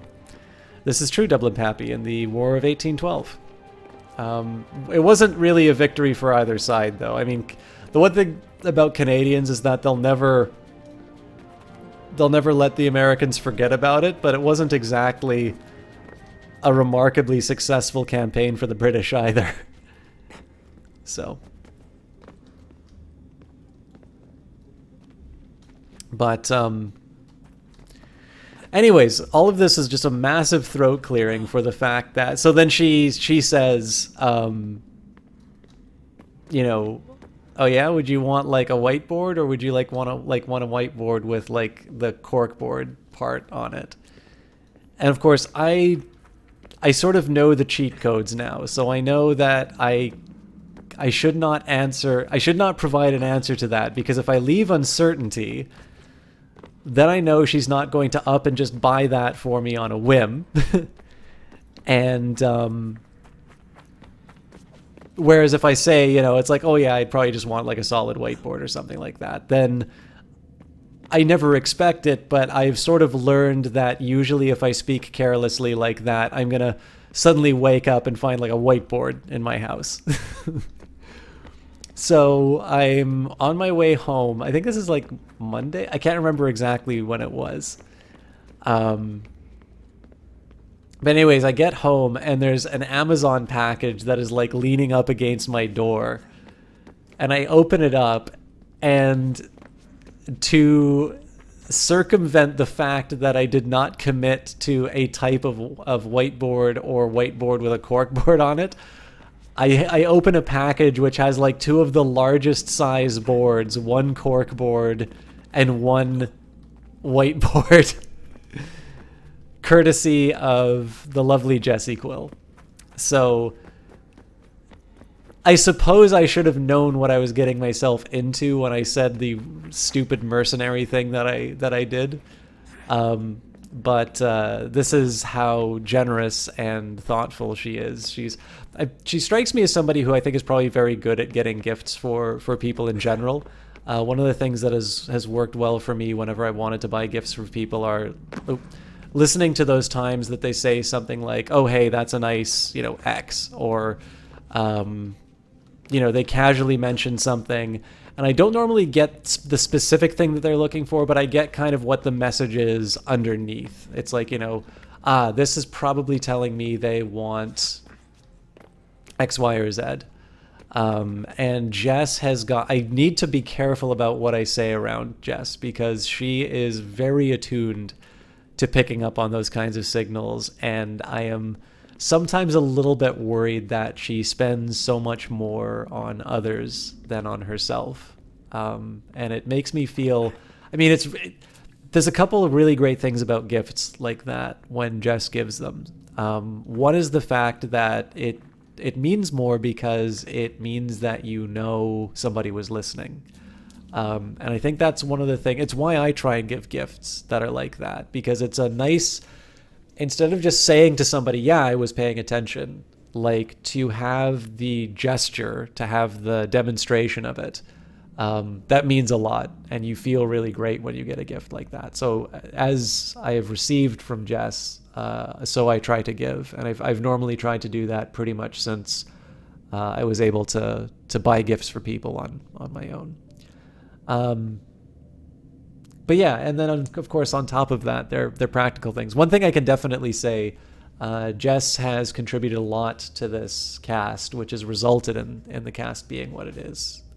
Obviously the flaws I'm still responsible for, but she's definitely somebody who's allowed me to kind of get to this point, and I owe her quite a bit, and I am definitely very grateful for what she's given, and I still feel a little guilty every time I see something from her, because that's a lot of money, Jess, and thank you for that.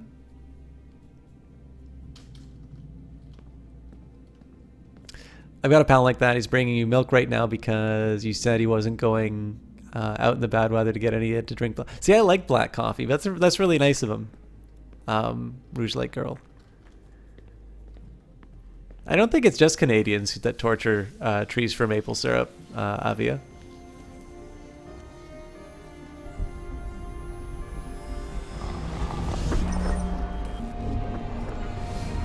What stories the temple will tell me today.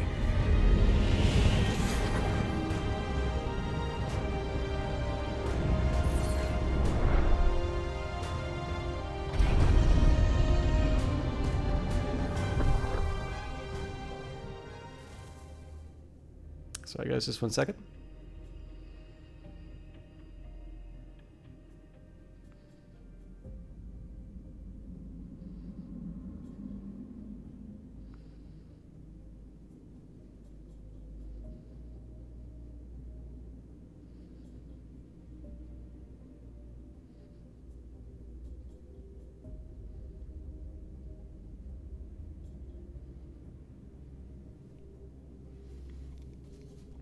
Guatemalans torture trees for rubber.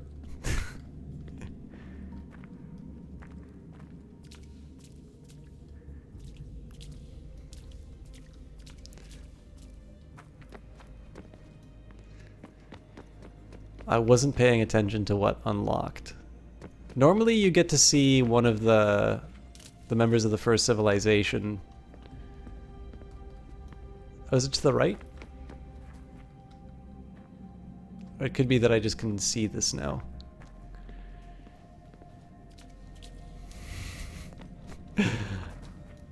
Oh, Jess.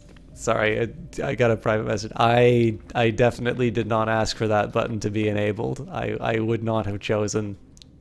I would definitely not have chosen it if I had any say in the matter, for the very reason you pointed out.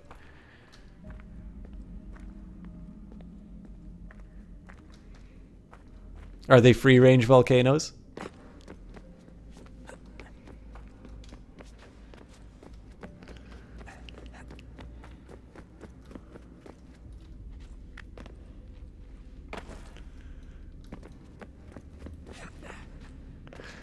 I do. So for the first time, now that the pieces of Eden are being explained and stuff like that, I do kind of want to do some of the first civilization. Oh. I'm telling you, there's something down here. Don't be daft.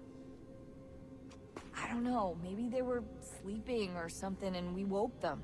Some kind of cryogenics? Or hibernation? I mean, how do we know what the hell they were doing down here? They were working on a bunch of different solutions, but nothing worked. Just went from one to the next, and then... I don't know. They must have left at some point. After the end. I wonder what the world would be like if they'd succeeded. I'm more concerned about what it'll be like if we don't. Salvation. They found a way. Too late for them, but not for you. Sealed to protect it. So now it bars your way. Find the key. The past will tell. All right. What I'm gonna do is to aha.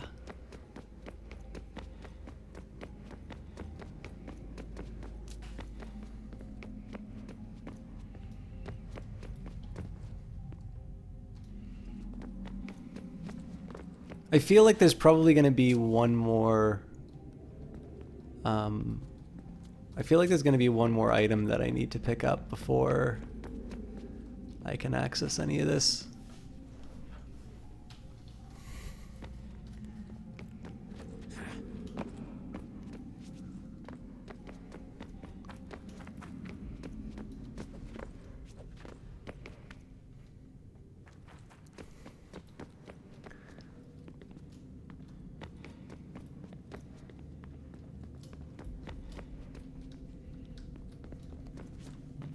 Well, I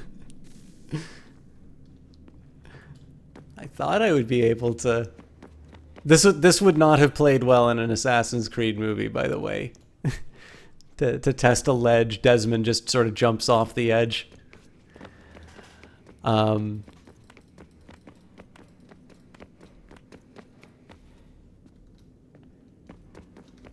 right, you know what?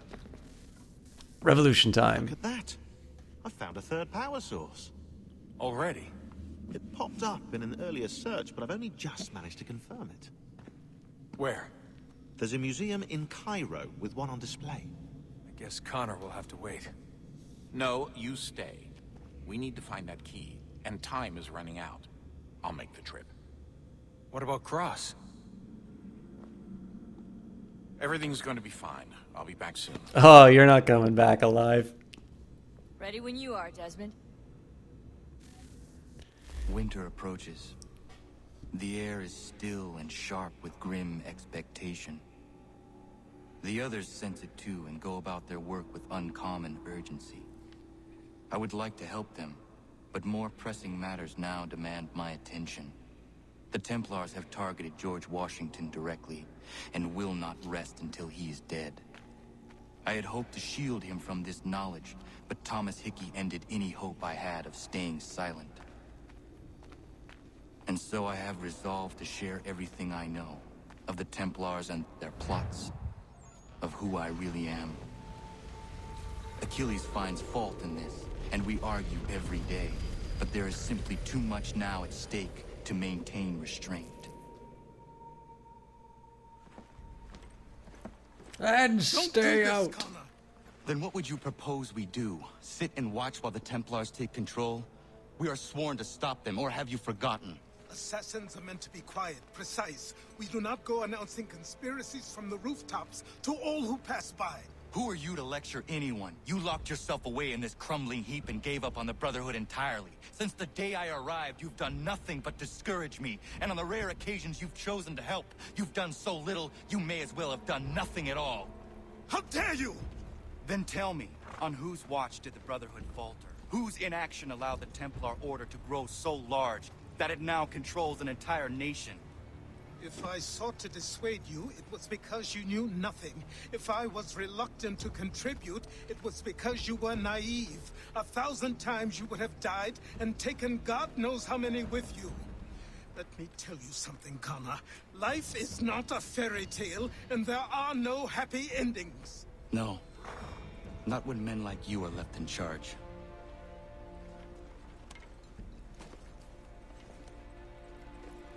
In your haste to save the world, boy, take care you don't destroy it. Ha!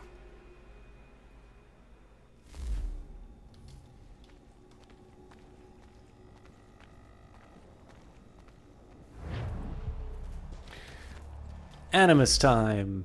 See, this is, I was gonna say, like, this is one of these moments where I don't like Connor that much.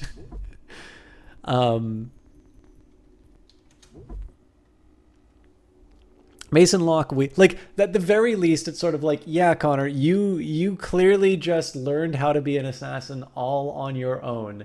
You definitely did not get your ass kicked by that man who has a cane and a like a limp. He had nothing to do with your training at all. Like, I don't know if if Connor's being written to be deliberately ignorant that way, or if it's just they didn't think through this argument that much. But it's one of the things that has always kept me from liking Connor that much. There are definitely some points that I like about him. And like even just little lines, like when he sees Hickey and it's like, you know, I'll survive this day, you won't, or something like that. I liked that. And I also really liked how he stopped Hickey's body from being kicked or desecrated after the event. So those are some things that I really like about him. And yet there are moments like that where he seems as childish as Ezio, but not in as lovable of a way. It's just kind of like he has some virtues and then he's just such a pain in the ass the rest of the time. So I guess a little bit like me in person.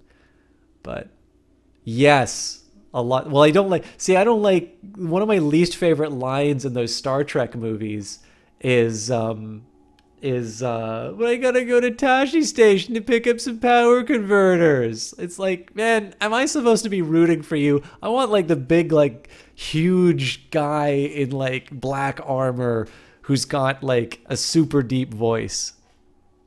All right, have a good one, Platypus. Anyways, Mason Locke Weems was a one-time parish rector who became a traveling bookseller, writer, and editor. He's mostly famous for his biography on the life of George Washington, first published in 1800. He was briefly the rector of Mount Vernon Parish, meaning he counted George Washington as one of his parishioners. Weems was a colorful character and a bit of a rogue, always with some story to tell, most of them completely untrue or vastly exaggerated. It's from Weems' biography of Washington that we get the well-known story of young George bravely confessing that he chopped down his father's prized cherry tree. Weems writes so that the story is too true to be doubted, but who knows whether the phrase "too true to be doubted" is too true to be doubted. I did not think that would be a hard sentence to read. Weems also went on to write biographies of Benjamin Franklin, Francis Marion, and William Penn, again prizing being entertaining over actual fact. They sold well, however, paving the way for tabloid newspapers everywhere.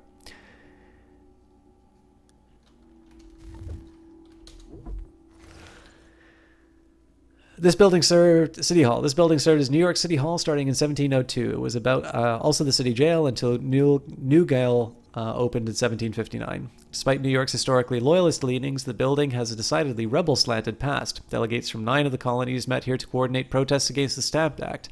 That meant representatives from the British-instituted legislatures were protesting what British Parliament thought best, a truly huge step at the time. After the Constitution was ratified in 1789, Congress began to meet here at the building renamed Federal Hall. George Washington was inaugurated as president on the balcony on April 30th, 1789. Oops, sorry, spoiler alert. Yes, he wins the war and becomes president, and then it turns out that he was a ghost all along.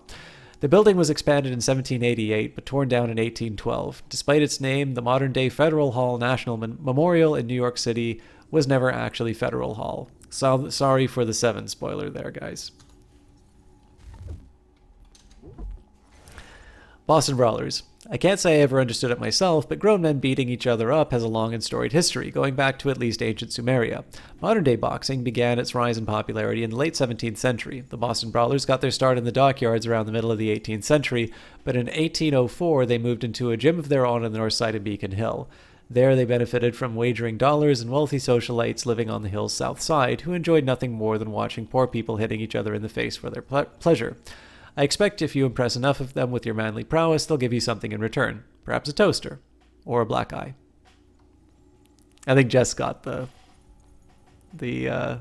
stuff. I was hoping at least one person would do, "Oh, that wasn't the 7 spoiler. Don't you know anything about movies?" So I don't remember when these guys were in, but I feel like there was supposed to be an interesting parallel between like the MMA fight and these guys that I completely failed to pick up on. Thomas Paine. Paine was a political pamphleteer, originally from England. His book Common Sense was an argument for American independence and became one of the most popular books in American history, mainly because Americans thought it was a book about common sense, and on some level they knew they needed it. Oh, sick burn! At the time, most literature about independence was written by lawyers and politicians, in the kind of self-important florid language that can only be understood by college graduates or written by me. However, Common Sense lived up to its title. It is written in straightforward language, so basically anyone could understand its arguments, even people who couldn't read. The book was so popular there were numerous public readings of the text, making it an early audiobook in many ways. While the book wasn't what convinced Congress to value independence, they already knew that, it did cause a groundswell of popular support, and that was important because Congress needed the public on their side and needed to convince soldiers to fight for them. Common Sense did both. I don't have any record of Connor actually meeting Paine, but I thought you'd like to know about him, as his works played such a crucial role in the Revolution. Yes, I put this at the end so you'd read the whole thing before finding that out. I can be a bastard that way. I haven't seen the trailer for The Dark Tower. I feel like I should either read the Federalist Papers or Common Sense on cast. Let's do a quick poll. So we'll say the 3 options would be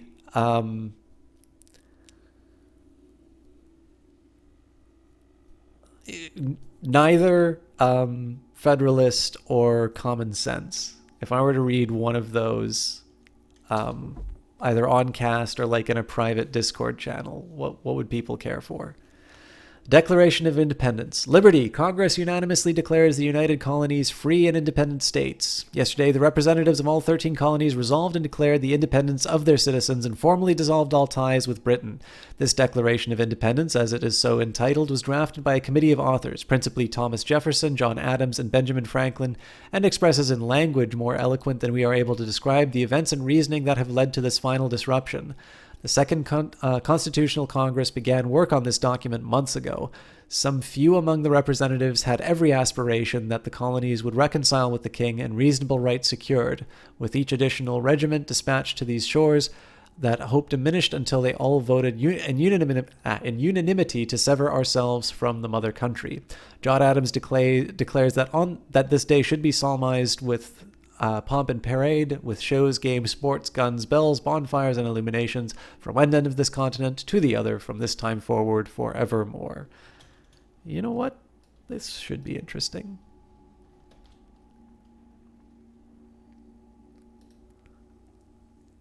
Read them all at once.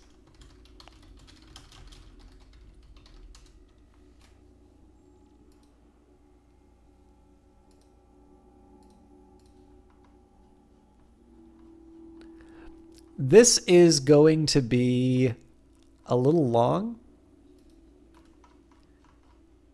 but here is the document that newspaper is talking about. In Congress, July 4th, 1776, with unanimous declaration of the 13 United States of America. When in the course of human events it becomes necessary for one people to dissolve the political bands which have connected them with another and to assume among the powers of the earth the separate and equal station which the laws of nature and nature's God entitle them, a decent respect to the opinions of mankind requires that they should declare the causes which impel them to the separation. We hold these truths to be self-evident, that all men are created equal, that they are endowed by their Creator with certain unalienable rights, that among these are life, liberty, and the pursuit of happiness, that to secure these rights, governments are instituted among men, deriving their just power from the consent of the governed, that whenever any form of government becomes destructive to these ends, it is the right of the people to alter or abolish it, and to institute new government, laying its foundation on such principles as organizing its powers on such form as to them shall seem most likely to affect their safety and happiness. Prudence indeed will dictate that governments long established should not be changed for light and transient causes, and accordingly all experience hath shown that mankind are more disposed to suffer, while evils are sufferable, than to right themselves by abolishing the forms to which they are accustomed. When a long train of abuses and usurpations, pursuing invariably the same object, evinces a design to reduce them under absolute despotism, it is their right, it is their duty to throw off such government and to provide new guards for their future security. Such has been the patient sufferance of these colonies, and such is now the necessity which constrains them to alter their former systems of government. The history of the present King of Britain is a history of repeated injuries and usurpations, all having in direct object the establishment of an absolute tyranny over these states. To prove this, let facts be submitted to a candid world. He has refused his assent to laws, the most unwholesome and necessary. He has refused his assent to laws, the most wholesome and necessary for the public good. He has forbidden the governors to pass laws of immediate and pressing importance, unless suspended in their operation till his assent should be obtained, and when so suspended, he has utterly neglected to attend to them. He has refused to pass other laws for the accommodation of large districts of people, unless those people would relinquish the right of the representation of the legislature, a right inestimable to them and formidable to tyrants only. He has called together legislative bodies at places unusual, uncomfortable, and distant from the depository of their public records, for the sole purpose of fatiguing them into compliance with his measures. He has dissolved representative houses repeatedly for opposing with manly firmness his invasions on the rights of the people. He has refused for a long time after such dissolutions to cause others to be elected, whereby the legislative powers, incapable of annihilation, have returned to the people at large for their exercise, the state remaining in the meantime exposed to all of the dangers of invasion from without and convulsions within. He has endeavored to prevent the population of these states for that purpose of obstructing the laws of naturalization of foreigners, refusing to pass others to encourage their migrations hither, and raising conditions of new appropriations of lands. He has obstructed the administration of justice by refusing his assent to laws for establishing judiciary powers. He has made judges dependent on his will alone for the tenure of their offices and the amount and payment of their salaries. He has erected a multitude of new offices and sent hither swarms of officers to harass our people and eat out their substance. He has kept among us in times of peace standing armies without the consent of our legislatures. He has effected to render the military independent of and superior to the civil power. He has combined with others to subject us to a jurisdiction foreign to our Constitution and unacknowledged by our laws, giving assent to their acts of pretended legislation.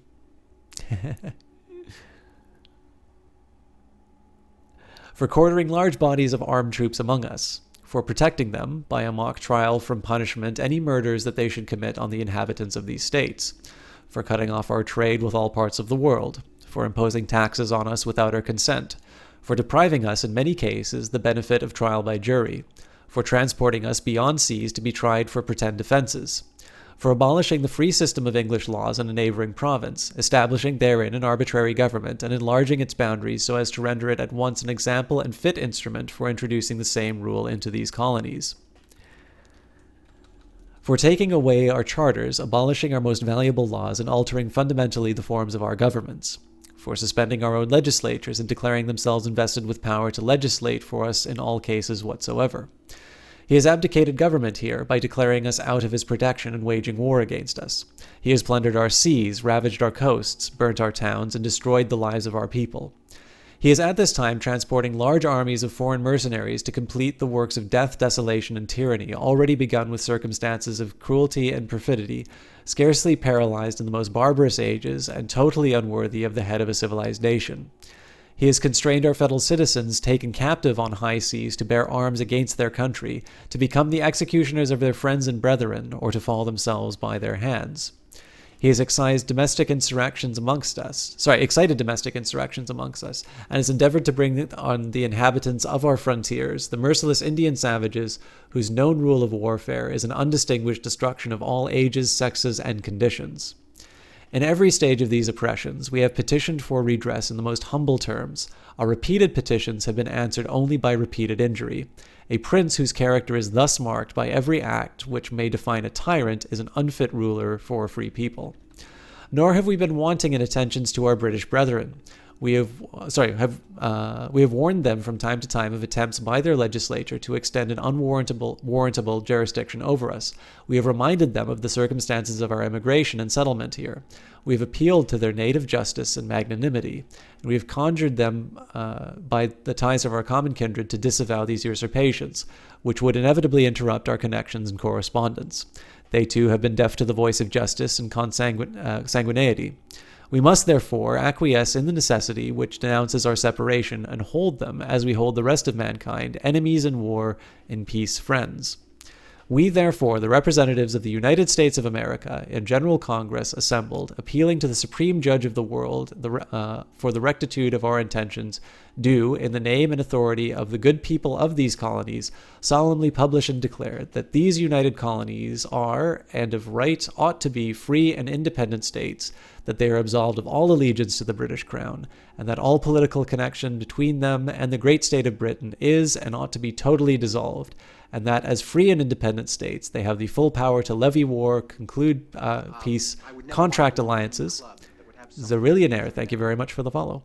Establish commerce, and to do all other acts and things which independent states may of right do. And for the support of this declaration, with a firm reliance on the protection of divine providence, we mutually pledge to each other our lives, our fortunes, and our sacred honor.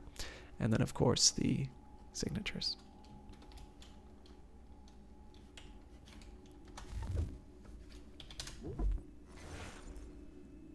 Oh, good. I thought it was going to be the full text. I'm like, oh my God, did I just... You may or may not have heard of this one. This is the document in which 13 colonies formally declared their independence from British Congress. Their independence from Britain. Congress voted to accept the declaration on July 4th, 1776, celebrated today as Independence Day in the United States. Contrary to popular belief, the document wasn't actually signed on July 4th. The first signatures weren't added until the declaration was formally transcribed sometime around the beginning of August. Others were added as the delegates arrived in Philadelphia. By some accounts, the final signature wasn't added until sometime in 1777. The declaration, with the statement that, quote, all men are created equal, end quote, and that they had the right to, quote, life, liberty, and the pursuit of happiness, end quote, became an inspiration for other revolutions that came after it, most notably the French Revolution, against the very government that supported the Americans in their bid for independence. Oops. Independence Hall. This was built between the 1730s and the 1750s to be the Pennsylvania State House. The architecture is Georgian, which was popular at the time, and essentially means the building was made to look similar to English manor houses of the day. Georgian, or of course being a reference to King George. Some of the most important documents of the American Revolution came out of this building. The Declaration of Independence was first debated and signed here. The United Constitution was drafted here. And if that wasn't enough, the Liberty Bell rang in the bell tower to summon people to meetings, before it cracked beyond repair, of course, and also before it was really known as the Liberty Bell. But we won't let that get in the way of a good story. The building became known as Independence Hall in the 1820s, a result of the Marquis de Lafayette making a return trip to the United States. Lafayette's visit was meant to commemorate the 50th anniversary of the Revolution and to remind a new generation of what happened and where. It worked, creating a sense of national history and an obsession with tagging things with the words liberty, independence, freedom, and Washington. Alexander Hamilton. Alexander Hamilton was one of George Washington's trusted advisors during the American Revolution and the first Secretary of the Treasury of the United States. I don't know if I'm going to be able to talk about this when I play, but there's some interesting history on this stuff that it'll be fun to get into if I can. Hamilton was born in 1757 in the West Indies and was orphaned by the age of 11. However, his cleverness showed early, and his employers pooled their money to send him to university. Use Mackie, thank you very much for the follow. Either that or they just wanted him out of the building. Hamilton moved to New York in 1773 and began attending King's College, later Columbia University. By 1774, he was writing pro-rebel articles, not really in the spirit of attending somewhere named after the king, and by 1775, he joined the volunteer militia. Again, probably not exactly what his sponsors had in mind when they sent him there. Hamilton fought during the occupation of New York in 1776. He was a natural leader, and George Washington appointed him as an aide-de-camp, a job that he held for 5 years. However, Hamilton was eager to get back into battle, and in 1781 he commanded troops during the decisive victory at Yorktown.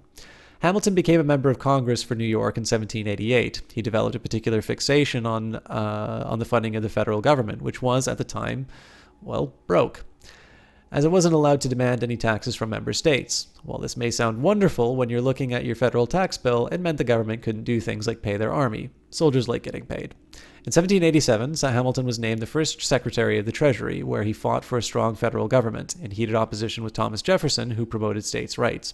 Hamilton was responsible for creating much of the foundation of the U.S. fiscal policy, the details of which are probably important, but are so indescribably boring I can barely be bothered to even finish this sentence. But I did, because I care. And that is exactly the stuff that I plan on talking about at the end of this game. So, you know what? Deal with it, chat. Or just don't watch on the last day. History tells us that Thomas Hickey was hanged for sedition in front of 20,000 troops as an example. That's an interesting interpretation of events, but since New York didn't have stadium seating at the time, I doubt that many of the soldiers had a great view of the execution. The important message to them was, don't be a traitor, you'll get hanged, not the niceties of who was on the gibbet.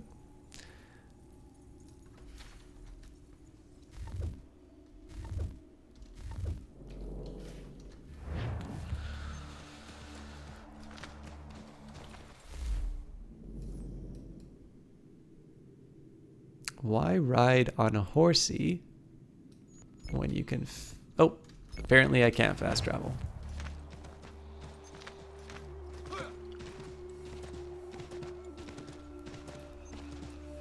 I always thought I was good at making boring things more boring.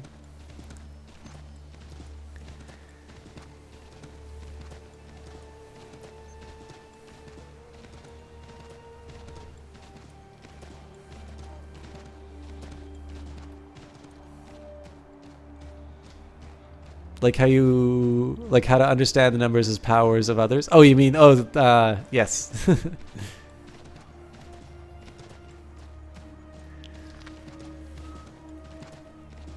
I think the thing that surprised me the most about that conversation was when I calculated, I don't even remember what number I calculated, but you asked, is like, did you do that in your head? And like, to me, that was just a very natural thing to do. Like, it's not so, this is actually a big, this is a character defect that I have, is I assume that I'm not particularly special in some of the things that I do. And so as a result, like, the assumption is like, if I can do it, presumably, somebody else can. And it genuinely is sort of like, it's an effort to have a certain amount of humility, right? But the challenge, of course... Oh, I don't want consumables. I mean, the challenge, of course, is that, no, not everybody can do that. Like, so it... I must be going the wrong... Oh, no, I'm still going the right way.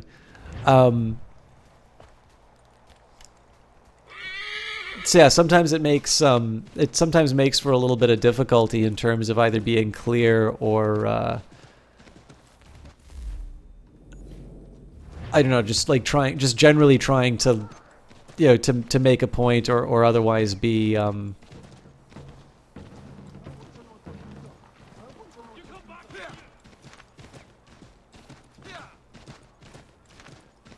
pretty much all math is wizardry to you. I think we definitely have a problem where I think, especially in high school, I feel like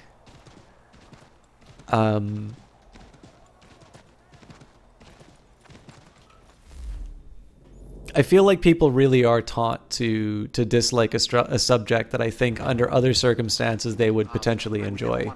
Rayan Asley, thank you very much for the follow. So there are ways of explaining things. Math makes sense only when system chalk explain. Well, actually, so let's test that. So, Jess, could you give me an example, either something that you don't understand about math now, or something that you didn't understand about math and now you do follow? Because I think it might work a little bit better if I give a practical... Like, I can think of an example for me that is embarrassing in its simplicity, but I don't think is a bad example of how a little perspective can really make the difference on this stuff. I don't mean to put you on the spot. I'll give my example if you don't want to give one, Jess.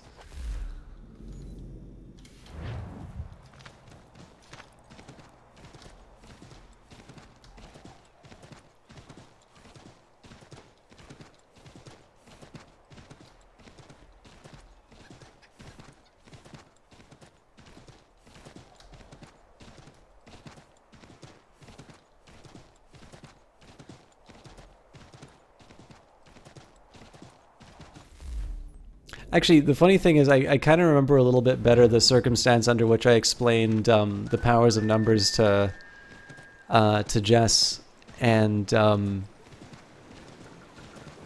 it was I think she had asked a question which I didn't have an immediate answer to, and I thought, well, why not test it? Like, why not see if it can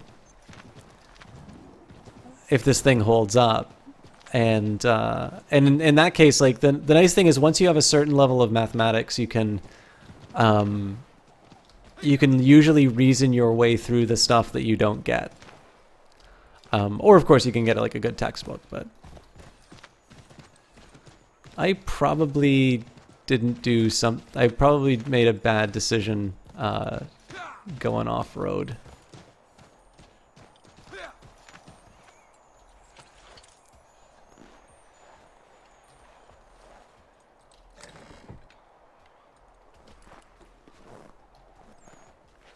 What a letdown. Never learned that adding them... Oh, so like if you were to take, I don't know, 2 to the power of 2 and 2 to the power of 2, you would get 2 to the power of 4, which is 16. Or another way of saying what's 8 plus 8? 8 plus 8 is 16. Well, see, that's not bad, Rouge Lake Girl. Like, I still do that. I mean, like, I can be sitting at my office, like, doing basically economics. Like, the thing everybody's like, oh, you gotta know a lot of math for that. And, like, I'll still, like, I'll use my fingers if it helps me remember. I will admit I've gotten a little bit better. Well, see, and this is the other thing too, Jess. Like, in some cases, it's a needless abstraction for me to say. So, like, if I said, what's 8 plus 8? I think most people would just say, well, move along the number line by 8. You know, start at 8, move 8 to the right on this number line, and you're going to get 16. And that is just a more sane way of doing that problem. But it just so happens that if you're given the problem in another way, or, you know, to solve the thing we were working with, sometimes when you have powers, it will help. Dehoustinator, thank you very much for the follow.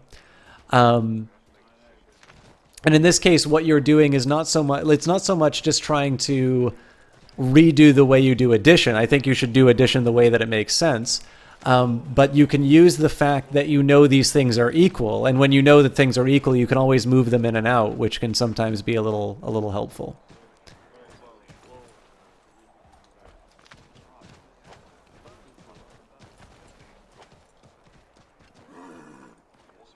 I don't know exactly what you mean by the time variable, Avia. Are you George Washington? Commander. Connor. Any word on Lee? Not yet. My apologies. I've been distracted. Supply caravans meant for the camp have gone missing. I suspect treachery. A traitor named Benjamin Church, recently released from prison, has vanished as well. The two events are surely related. What was his crime? He was caught sending letters to the Loyalists, detailing our troop strength. He claimed it was a scare tactic, that we might avoid war. A poor lie. I will find Church for you.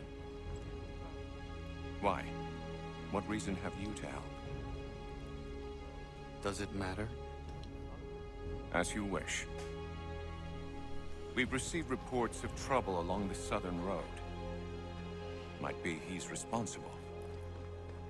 I suggest you begin your search there. I mean, one thing that's really interesting about thinking about numbers as shapes. This is, of course, Descartes' big contribution, right? The idea of analytic geometry, that you're able to come up with this correspondence between, something like algebra and a graph. It gives you a very systematic way of thinking. And of course, you have geometry on its own, which is, very heavily involved in, or it's a lot of logic, which is also very rewarding. I mean, so when you say you're squaring something, right, you can say I take it, 2 to the power of 2. So, if I take a, 1 line 2 units long, and I have no idea why I'm using hand gestures for this. It's making me slower in the game. But, if I basically take a square with boundaries of 2 units, it's like, well, what's the area of that thing? That's 4, right? I squared it. What's the square root? Well, basically, I have a square. If I knew this thing had area and I wanted to turn it into a square, how long would the sides of those squares be? Well, can I solve that problem first? Well, yes, because all of the sides are equal. So would I be, how do I make something that would... How would I make a square that satisfies these properties? In some cases, a lot of problems simply make sense when you look at them from as a shape. And in fact, when you do calculus, there are different coordinate systems. So a lot of us are very familiar with sort of the Cartesian plane, like the X, Y, you have one number line where it's like positive numbers on the right, negative numbers on the left.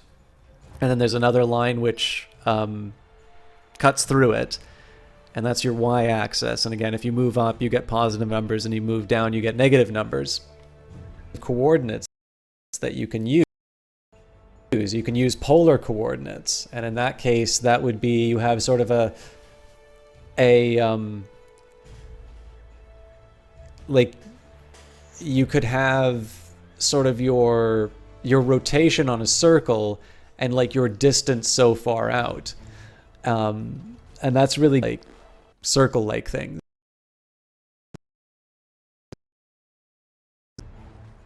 Polar coordinates would make that job a lot easier. Like, there's definitely other coordinate systems, although we're usually just familiar with the one.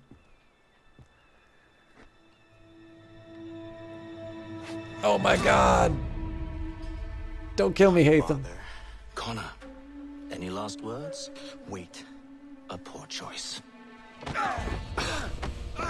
Come to check up on Church? Make sure he'd stolen enough for your British brothers? Benjamin Church is no brother of mine.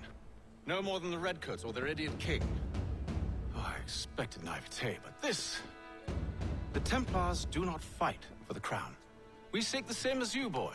Freedom, justice, independence. But? But what? Johnson, Pitcairn, Hickey. They sought to steal land, to sack towns, to murder George Washington. Johnson sought to own the land, that we might keep it safe. Pitcairn aimed to encourage diplomacy, which you cocked up thoroughly enough to start a goddamn war. And Hickey? George Washington is a wretched leader. He's lost nearly every battle in which he's taken part. The man's racked with uncertainty and insecurity. Only look at Valley Forge to know my words are true. We're all better off without him. Look, much as I'd love to spar with you, Benjamin Church's mouth is as big as his ego. You clearly want the supplies he's stolen. I want him punished. Our interests are aligned. What do you propose? A truce. Perhaps some time together might do us good. You are my son, after all, and might still be saved from your ignorance. I can kill you now, if you prefer.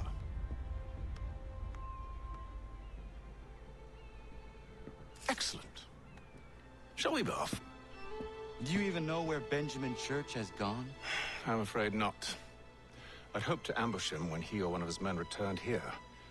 It seems I'm too late. They've come and cleared the place out. I may be able to track him.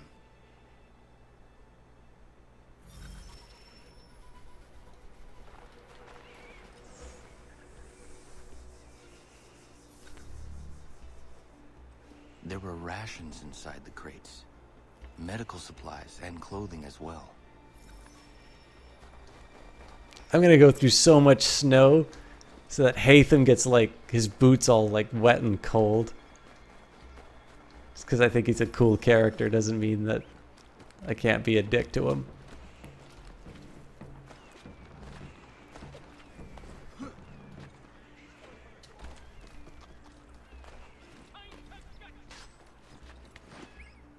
God damn it, Hatham.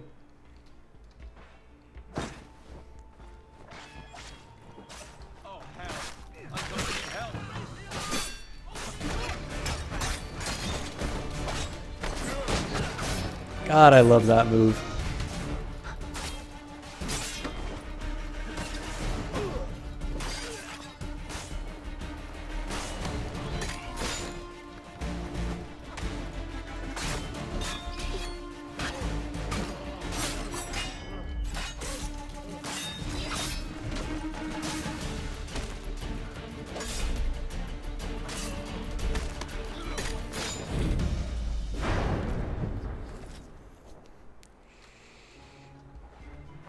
Well, let's find out what Scotsmen wear under there. Oh my god!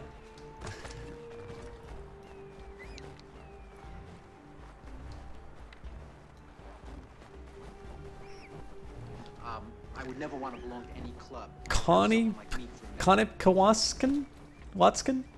I'm sorry, I could not read that properly in the time that it was on the screen. Thank you very much for the follow, nonetheless.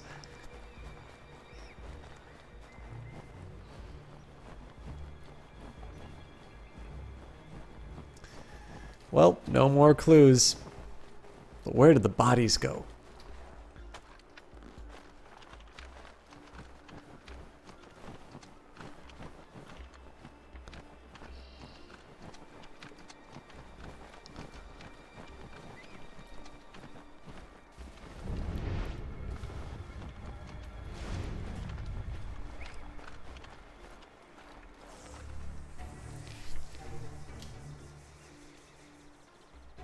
Snow has obscured the tracks, but enough remains that we can still follow.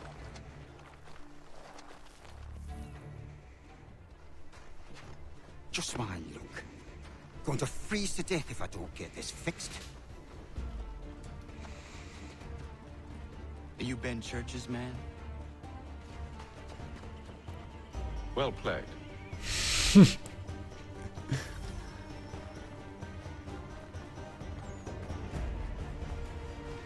I didn't skip leg day, you motherfucker.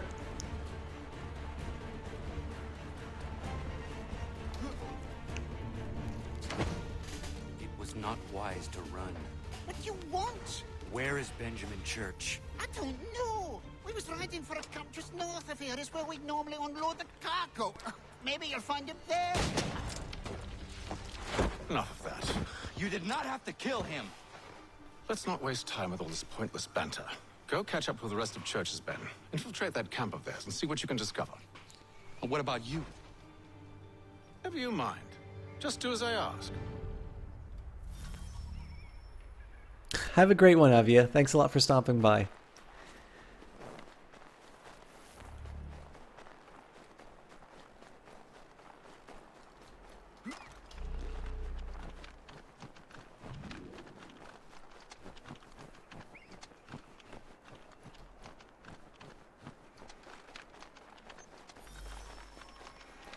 Do not hide in the hay cart while following the convoy. Saw a bit of gunpowder in those crates. We'll get extra for that. Aye, Church will be pleased and we'll be rich. I almost feel bad for the Yanks, shivering and starving out there. It's a hard way to go. All they need to do is raise the white flag. They should have done that a long time ago. All this fight serves no purpose. The crown should Don't. Couldn't have been that easy.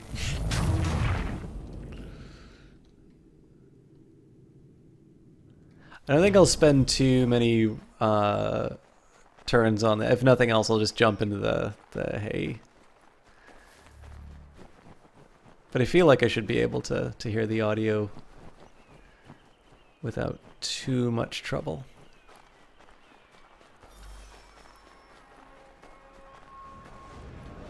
Was a good haul today. Saw a bit of gunpowder in those crates. We'll get extra for that. Aye, Church will be pleased and we'll be rich. Don't look at me! Alright, well, that was not the way to do it.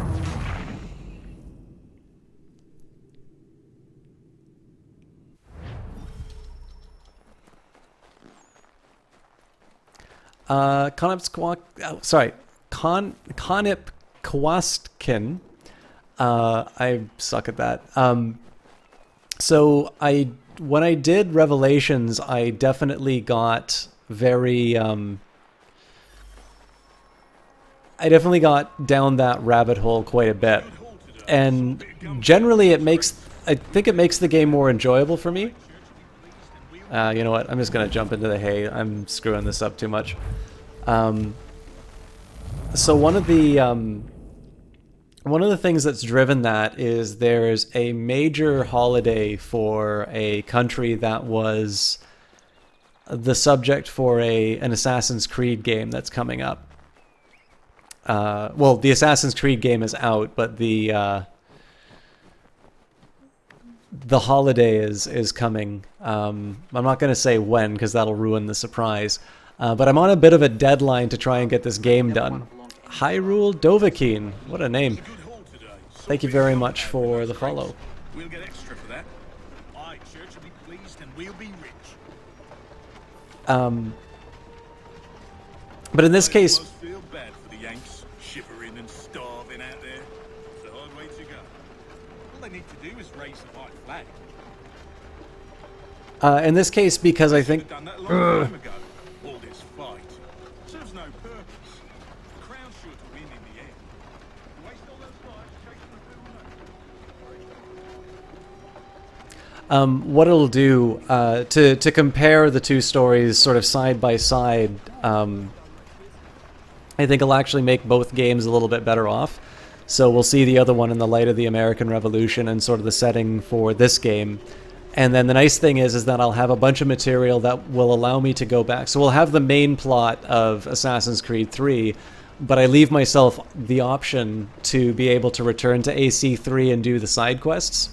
And that way we'll be able to, like again, we'll kind of be able to get the best of both worlds that way. So it's definitely, it's the first time I haven't like completely like run through everything in an Assassin's Creed game, but it hasn't been, like it's not been overwhelmingly, I don't know, like it's not been a massive hardship on me. Like, I do think sometimes there's some missions which feel a little extraneous sometimes.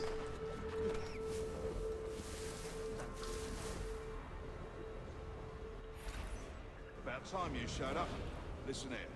Boss wants us to try something new tonight. A raid. No more convoys. We're to steal from the Yank camp itself. Valley Forge? That's right. You sure about this? Not my business to be sure or not sure. I just do as Church asks. If you're so concerned, take it up with him. Is he here? Of course not. Hiding in New York the last I heard. Good lord.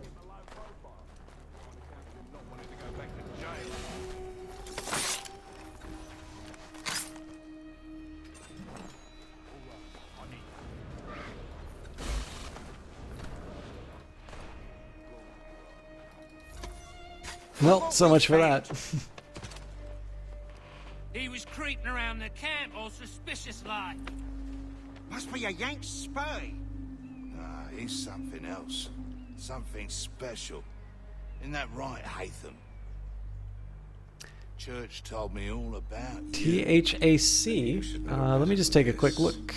I'm not familiar with the name there, Jasmine, but thank you for letting me know that. Welcome. Not yet.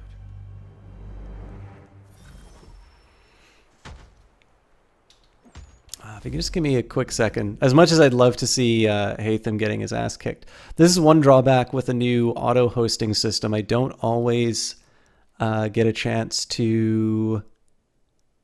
I don't always get a chance to acknowledge the hosts that aren't manual ones. So let's actually go through that list, especially if you guys. So by the way, if you guys are here off of one of these people who's either auto hosting Moy or somebody else's recommendation, definitely feel free to let yourself let them be known. It's obviously a really nice thing that they've done for me, and we've gotten a lot of sort of unexpected attention to this cast recently as a result of that. So it's really appreciated. So definitely don't feel shy.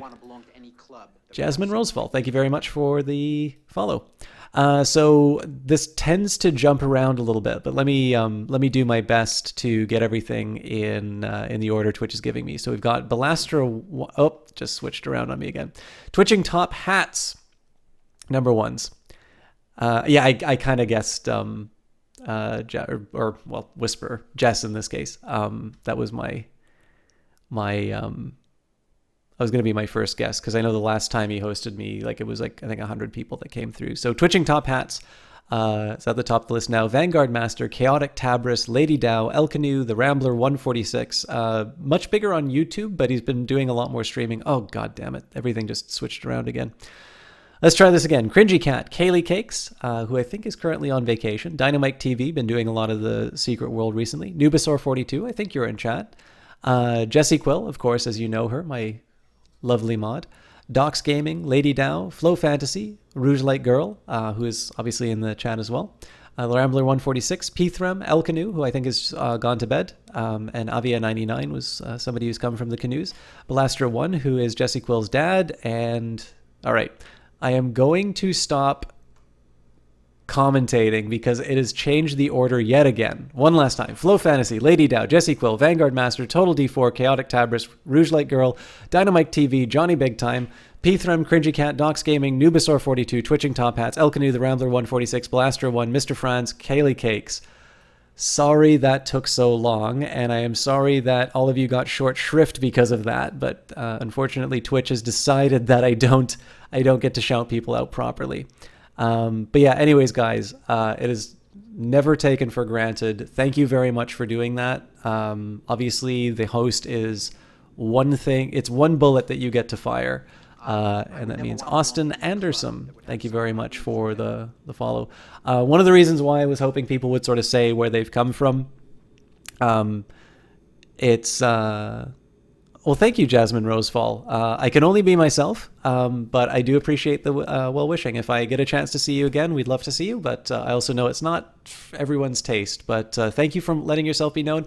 And definitely, it's really good of you to let me know where you came from, because it matters to me that, people are getting the word out. I definitely like to give credit where credit is due. So for everybody that's Twitching Top Hats that she was talking about, definitely somebody who you should check out if you haven't already.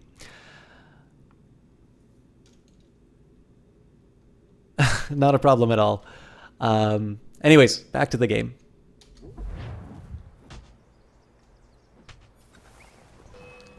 Oh, I was gonna take a while to save my dad.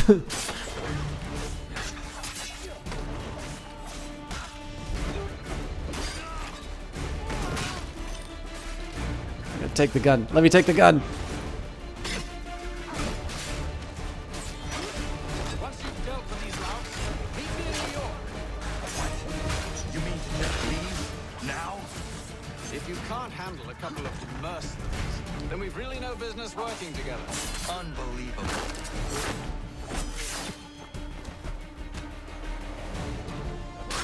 Oops.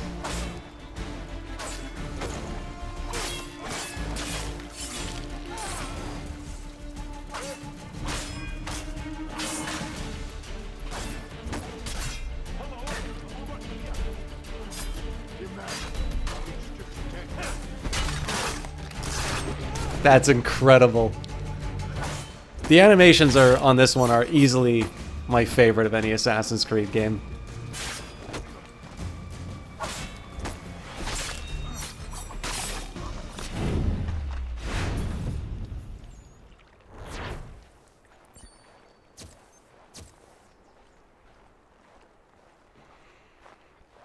So one of the things I'll say, I'm bad at the combat in this game, but I do like the fact that it's not like 100 guys just sitting in a circle around you waiting to be killed.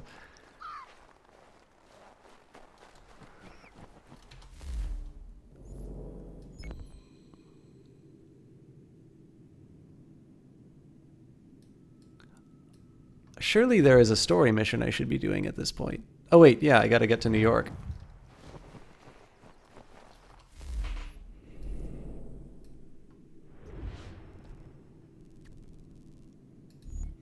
Should actually, before I do anything, let's catch up on our animus.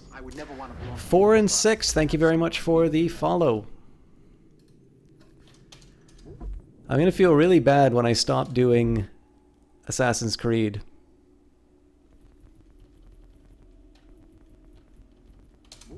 Updated Benjamin Church. Turns out Church was either an excellent liar or he changed his allegiances from the rebels back to the British sometime before 1775. That's when he was caught sending coded messages to the British forces in Boston. Rather than being hanged for treason, Church was simply jailed and later exiled. That took some fast talking on his part. His defense was that he was actually helping the Continental Army by exaggerating troop estimates and gunpowder stores. That's some quick thinking.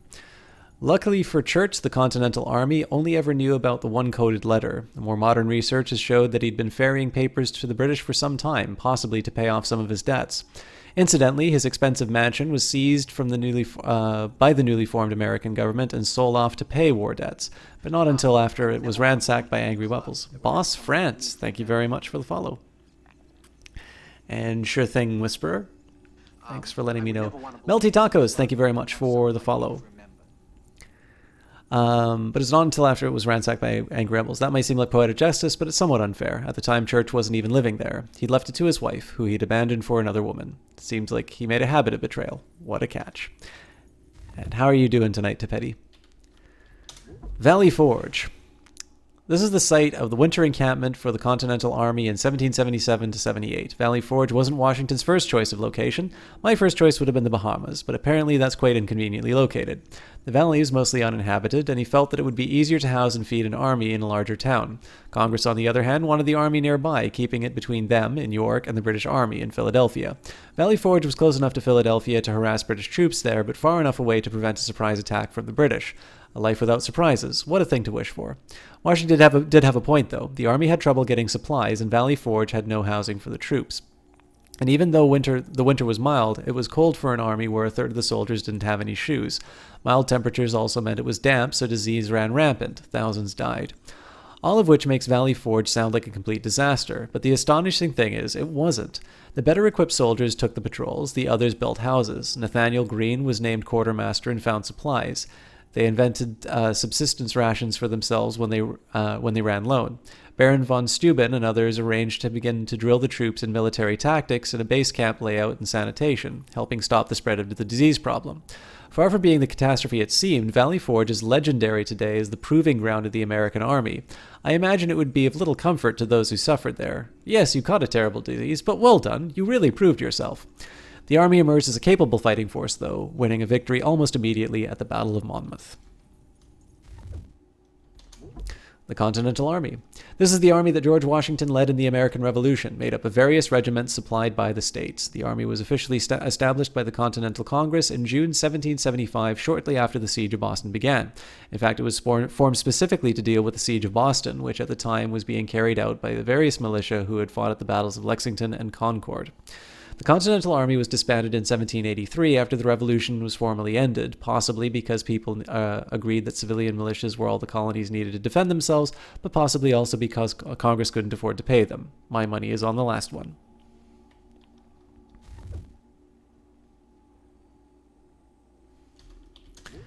Valley Forge. Continental Army suffers deprivations. Encamped a scant 20 miles away from Philadelphia, General Washington's army struggles in a harsh winter. After the defeat at Brandywine, the Continental Army suffered humiliation as Congress fled Philadelphia in advance of royal troops. The Redcoats subsequently marched upon and occupied our Patriot capital. Soon after, miseries were increased with the lamentable defeat at Germantown. General Washington has now located his army at a place called Valley Forge, south of the Schuylkill River, where the high grounds of Mounts Joy and Misery provide for easy defense. However, the Patriots must contend with starvation and want of clothing and shelter. Indeed, the general has set them up to building of huts with logs. He promises $12 to reward the party in each regiment which finishes their hut in the quickest and most workmanlike manner. But under several inches of snow, the soldiers are hard-pressed to complete their task. Their lack of food and clothing has led to the outbreak of disease, with many succumbing to dysentery and typhus. Indeed, hundreds have died from some 11,000 troops. Only their undiminished loyalty to the cause of independence and to General Washington has kept them alive. The arrival of military advisor Frederick von Steuben to drill and train the men in correct formations and maneuvers, as well as the considerable number of wives and children that have joined the camp who forage for food and wood, have considerably enlivened the general morale.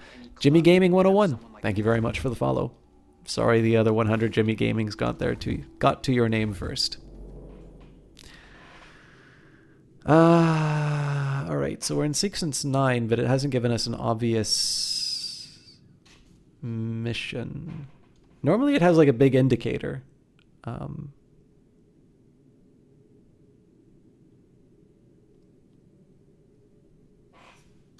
he did say meet him in New York, so... let's find the close... Oh yeah, it's right here.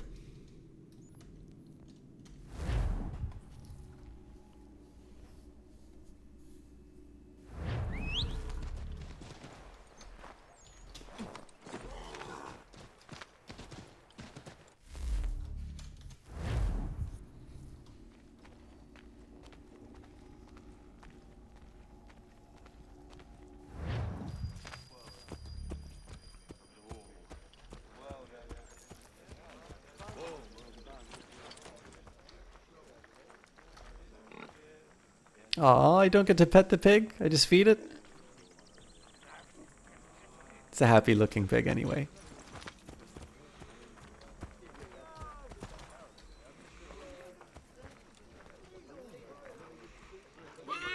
Okay, come back here, dog. Let me pet you.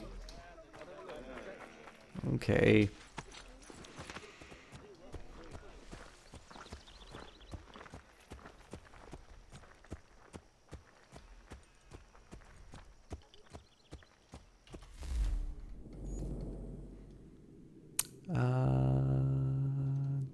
There we go. I'm going to try and resist the urge to get an almanac page. I will probably fail.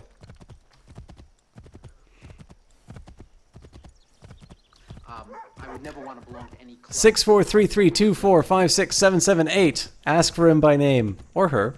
Thank you very much for the follow.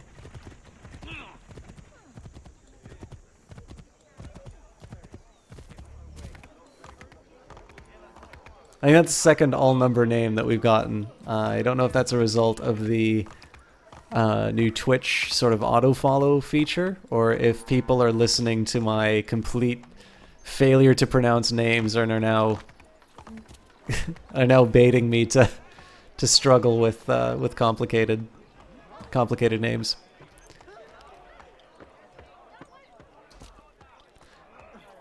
pretend that didn't happen.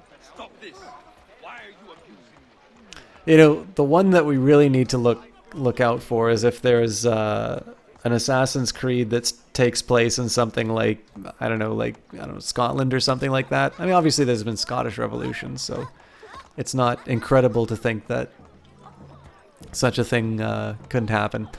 But I don't know, if there's a bunch of like Gaelic names, you'd probably just see me running around, you know, trying to talk the Haragbakan or other such names.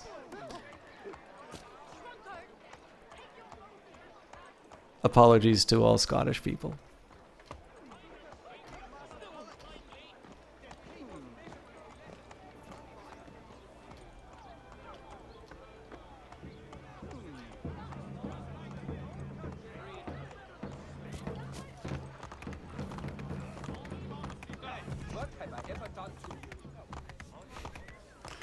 I should feel bad for charging people with my horse, but I don't anymore.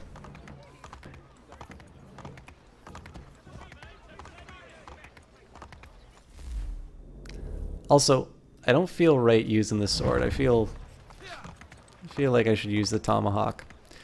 Have a good night, Nubasaur. We'll probably, just maybe a heads up, guys, it's going to be a slightly shorter cast this time. I think I'll probably go to the end of this sequence. I'll maybe consider it at the time, but we probably don't have a ton of time left on the cast, and I'll try and make it up tomorrow when I have a little bit of an earlier start. Evening, Connor. I see you made it here in one piece. Recovered from your beating, then? Benjamin Church is holed up on an abandoned brewery on the waterfront. We should be done with this by sunrise. Good. I would like to have those supplies returned as soon as possible. Of course. I wouldn't want to keep you from your lost cause. Come along, then. Follow me.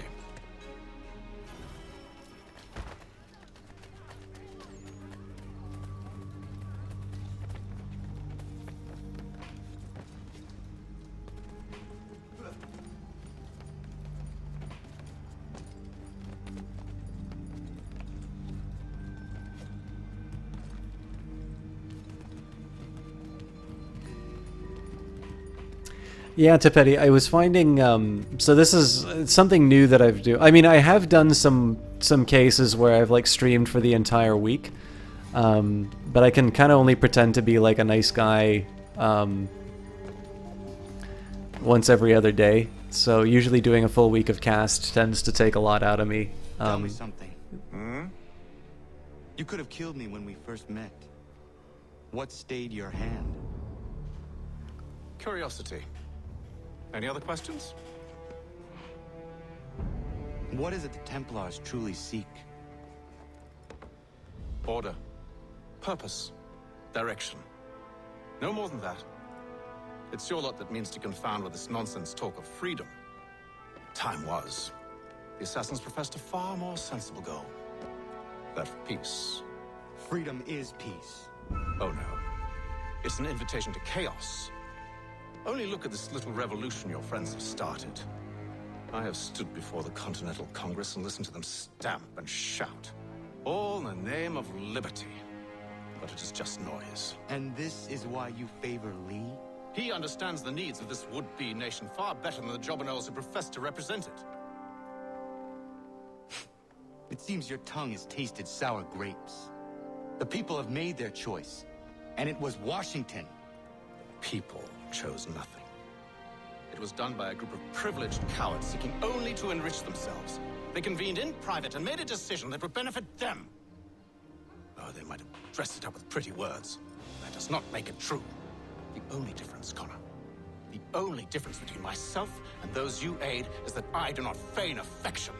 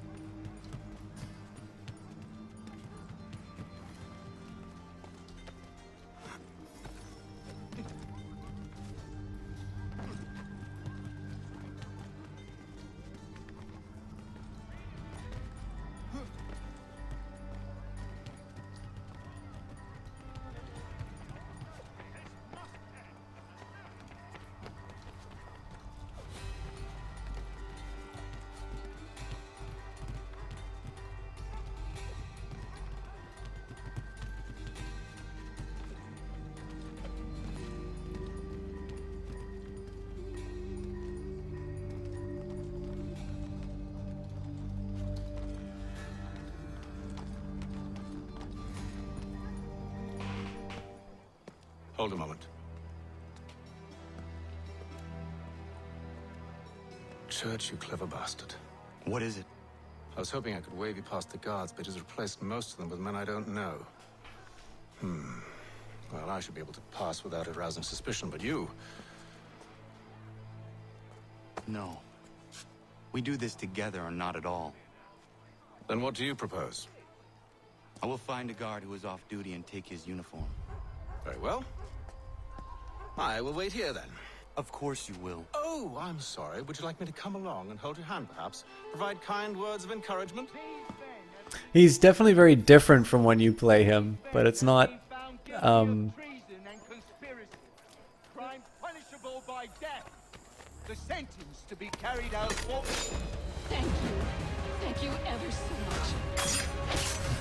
So much for the alternate, or the optional goal.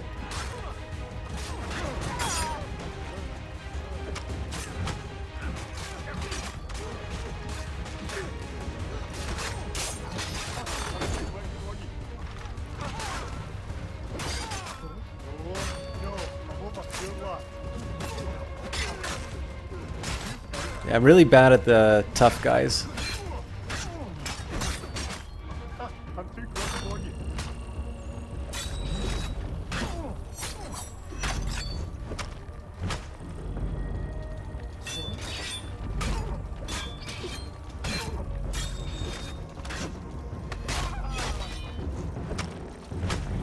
Oh, for God's sake. Alright. Well, at least I get to do the... It's tough when they do the mission. They don't make as much of a distinction in previous games with the mission goals and the just the stuff that you get as you're walking through the street. So, but one thing that they did add in this game, which I like a lot, is that if you fail, you get to try the optional goal again. So, it's not all bad. Ooh.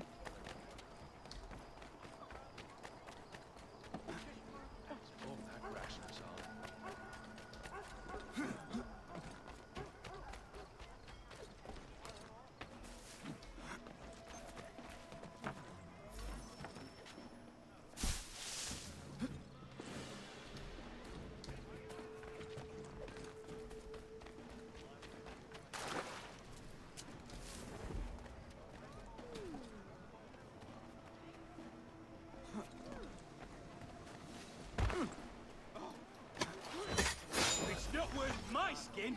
Run!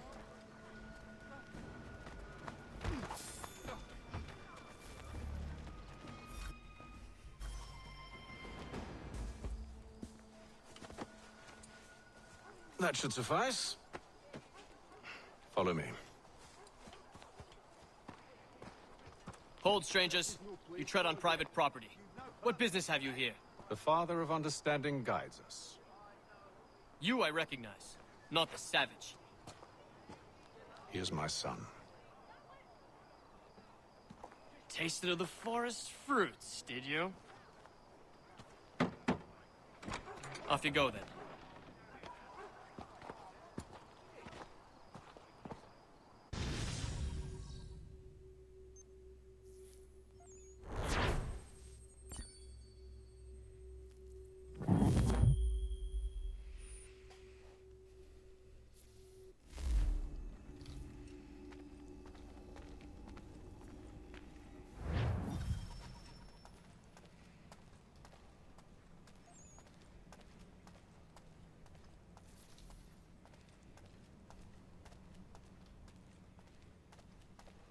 Again, really nice lighting in these in this game. It's locked. Give me a moment. Oh, thank God he gets to do the infuriating lock It must be minigame. strange for you, discovering my existence as you have. I'm actually curious to know what your mother might have said about me. Always wondered what life might have been like had she and I stayed together. How is she, by the way? Dead. Murdered. What? I'm sorry to hear that. Oh, you're sorry. I found my mother burning alive. I'll never forget her face as she sent me away. Charles Lee is responsible for her death by your order. And you're sorry. It's impossible. I gave no such order. I spoke the opposite, in fact. I told them to give up the search for the precursor site. We were to focus on more practical pursuits. It is done, and I'm all out of forgiveness.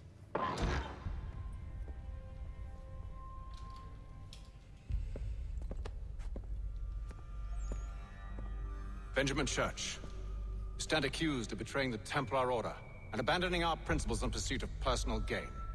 In consideration of your crime, I hereby sentence you to death. No! You're too late. Church and the cargo are long gone. And I'm afraid you won't be in any condition to follow. Hey, good to hear, Elsie. We've chosen to stand with the victor. It's Britain who will win this war. You always did prefer Britain's prosper. Perhaps that's why your little kingdom started to crumble. Camera's a little odd there, but But a dream is all it ever was. Look at the half-breed fight, like some feral dog. Best we put him down, boys. Those two, get him! Don't let them escape! Get him! The Indian too! Take us down! That one! And he's half-breed! Corrode them!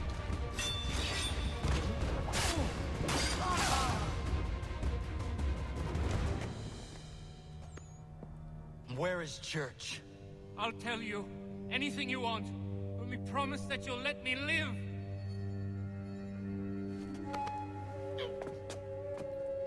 You have my word. He left yesterday for Martinique. Took passage on a trading sloop called the Welcome. Loaded half its hold with the supplies he stole from the Patriots. That's all I know, I swear. You promised. And he kept his word. Let's go.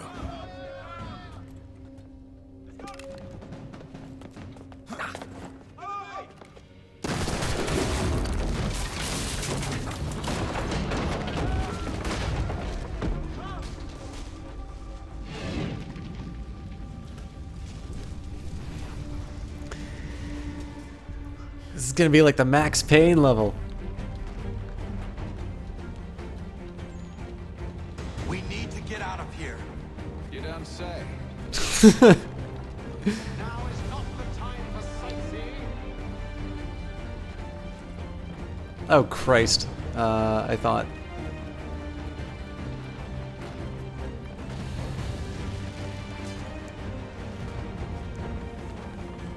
That I could swing by that rope.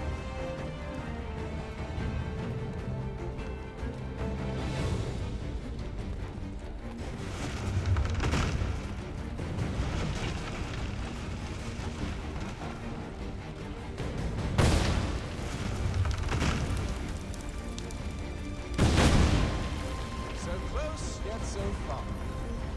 We need to find a way around the ledge. Get back here, traitors! Oh, how I'll enjoy paying for your betrayal. To church pay you will. Be rewarded handsomely. And what good does your gold do you now? Is it magic gold, you think? Like the one that...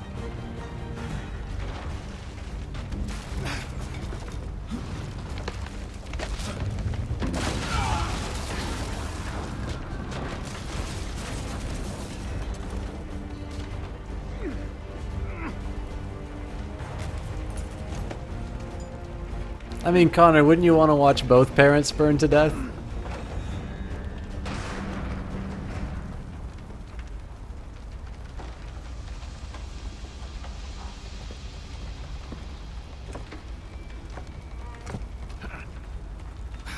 Stuck. See if you can find something to pry it open. Connor?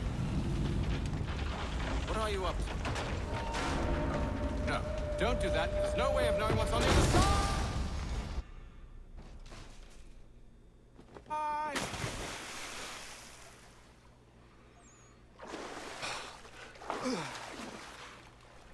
we do now?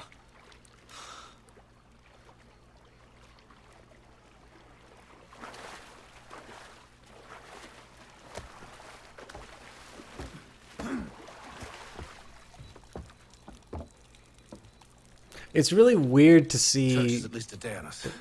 We must move quickly. We're to catch him. Hatham played for laughs. Meet me on the pier when you're ready.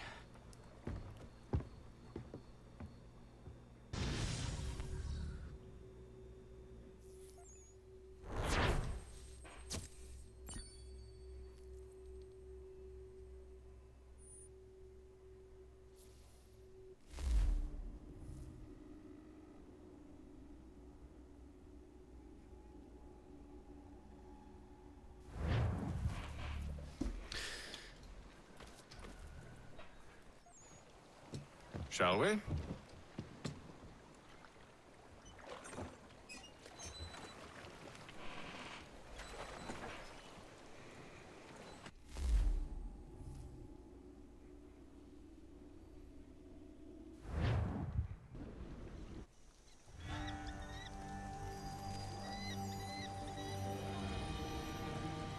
Thought we didn't go here until Black Flag.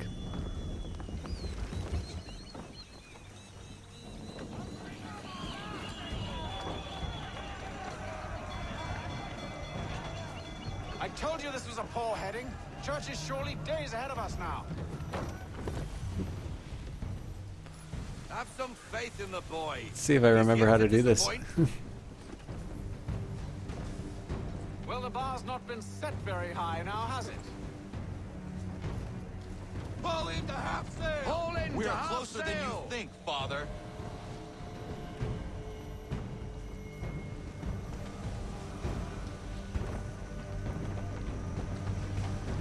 It's definitely, again, it makes a lot of sense now that I see it, but the effort that they made to building nature in this new engine, the navigation, like the ship parts, made a lot of sense to do, just because like this stuff looks gorgeous. And it doesn't really seem to be that, like, if you've already built something to sort of make the frontier, presumably something to sort of show the open seas isn't Bring us in for a closer look, son.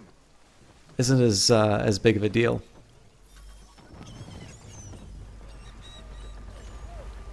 It seems the ship has been abandoned. Church always was a slippery little bastard. Enemy ahead! Oh, you skipped a pretty big sorry, Elsie. What didn't make sense? What made you think you missed something out?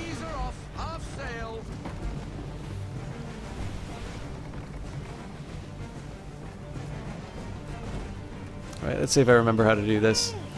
Oh, wrong button. Full sail! Bend them all! Full sail!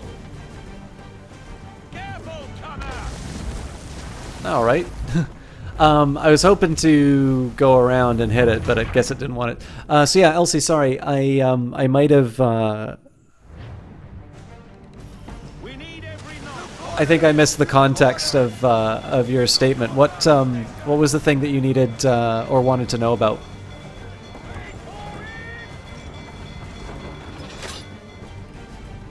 Oh yeah, this isn't gonna work at all. Ugh. Let me restart. Yeah, so he we found him in a church, and we found that because we were both pursuing this this character, we decided to collaborate.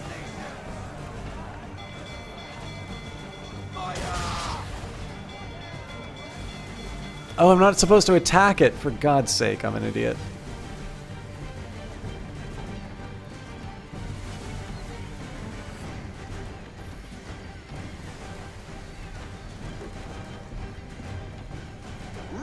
Perhaps someone with more experience take the wheel. But yeah, so in this case, this is why I think sometimes the comedy with Haytham is a little weird, because there is supposed to be a tension between him and his son. Oh, I think I went a little too far. Oh, god damn it. Given the way you say.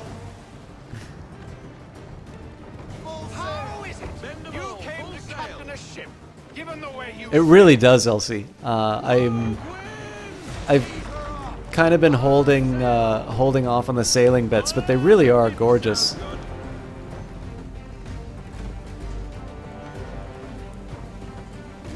Hurry, son. You won't get a second chance. Oh! Got it. Oh, damn it. We're definitely gonna crash into something here.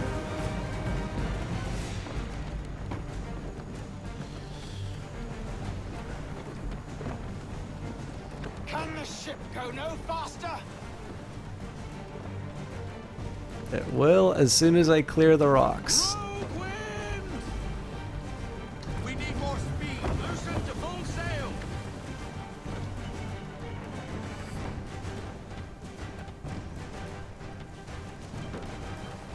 Reduce speed.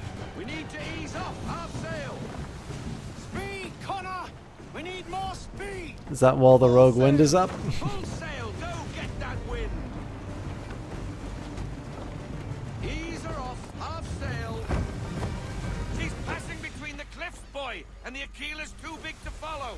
We need to go around.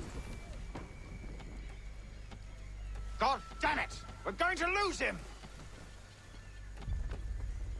What other choice have we? Those rocks would crush us! The current here is swift. We still have a chance. We need more speed. We need every knot. Full sail. Approaching. Oh, nice. Ready our weapons. Prepare return fire. Church is using the ambush as cover. Take him before he escapes. Send that bastard to the seafloor.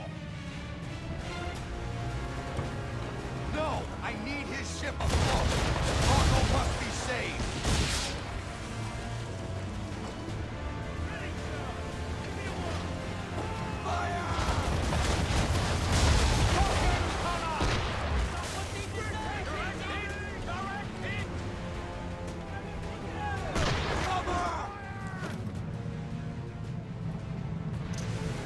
I am really bad at sailing, by the way.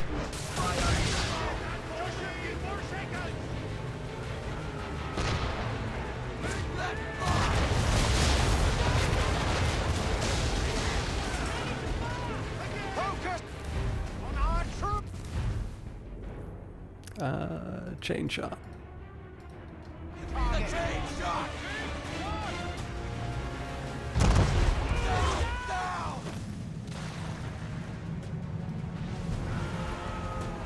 You should have listened to me. He's nearly away. Ah, I blew that.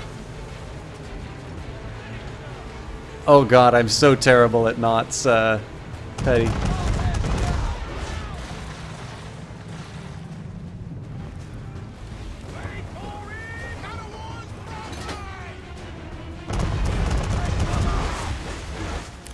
Yeah, see that? I was gonna say I gave up the whole shot I was ready to do. All right, so we'll let them. Yeah, that's not doing anything. So I think we're gonna. Oh, for God's sake! Don't do that. That was not the intended result.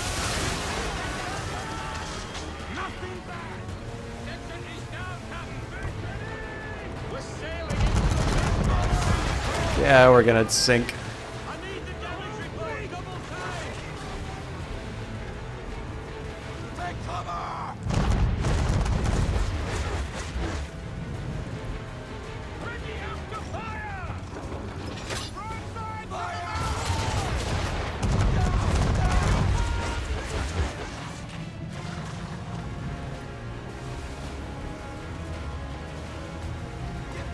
I'm also not at full sail, so...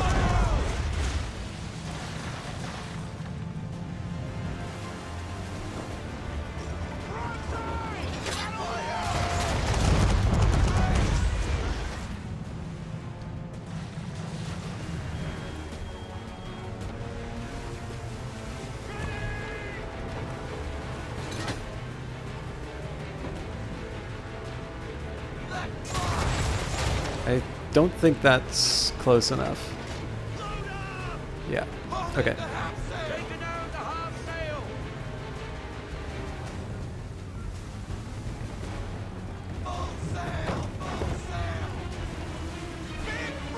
Have a good one, Con. Sorry that it turned so clowny at this this last bit, but we will hopefully see you next time.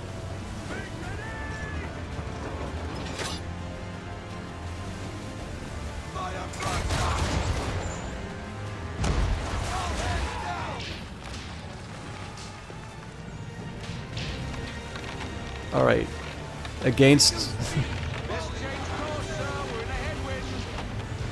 against my sheer incompetence, we somehow managed to pull this thing off.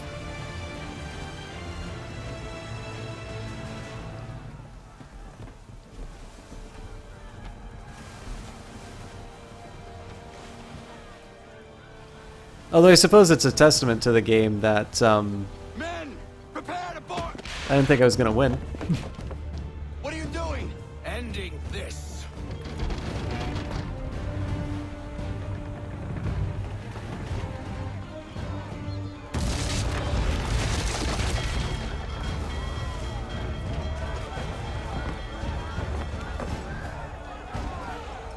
Secure the ship. Hook us in. Bring her close. Close. To arms. Man the swivels. Cover from the quarter deck. Secure the outside. Fire off the bow.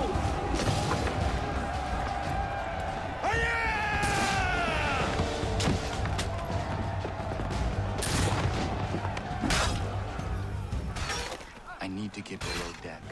Who knows what madness my father intends?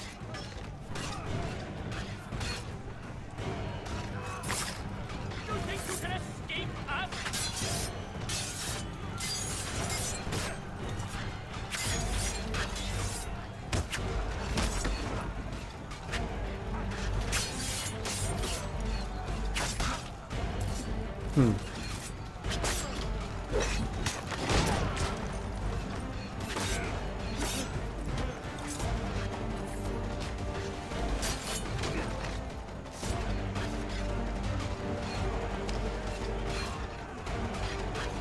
So I'm curious when they decided they wanted to do Black Flag, because obviously once you have instant respawn, I'd say we're probably about halfway.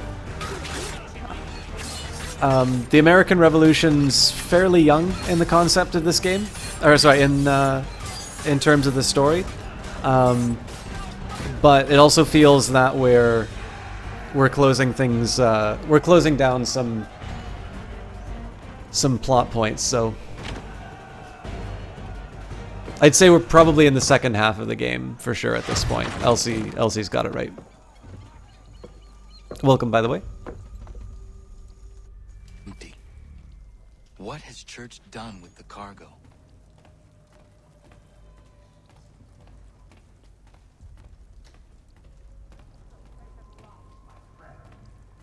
It's been quite an adventure. Let me tell you. Working my way through your nasty little tricks and traps. Clever! Some of them anyway. I'll give you credit for that. And for the quietude with which you pulled it off. We had a dream, Benjamin! A dream you sought to destroy!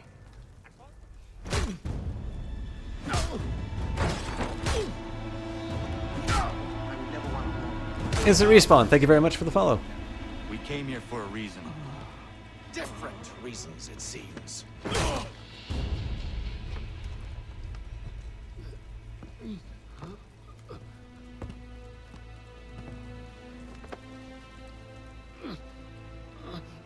Where are the supplies you stole?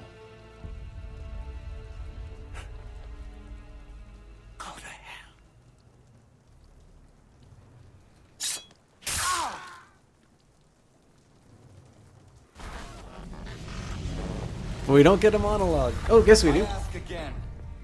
Where are the supplies? On the island yonder. Awaiting pickup. But you've no right to it. It isn't yours. No, not mine. Those supplies are meant for men and women who believe in something bigger than themselves. Who fight and die that one day they might be free from tyranny such as yours. Are these the same men and women who fight with muskets forged from British steel? Who bind their wounds with bandages sewn by British hands? How convenient for them. We do the work. They reap the rewards. You spin a story to excuse your crimes, as though you're the innocent one and they the thieves. It's all a matter of perspective.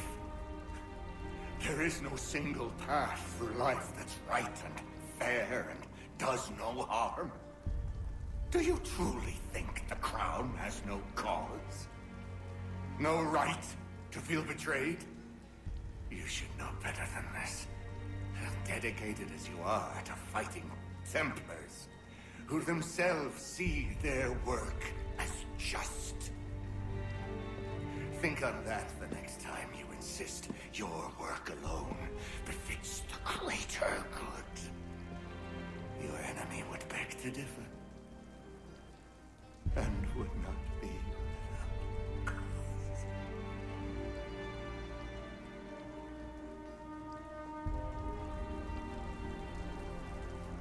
Zawanios gina, netiahne te kantu titogaske.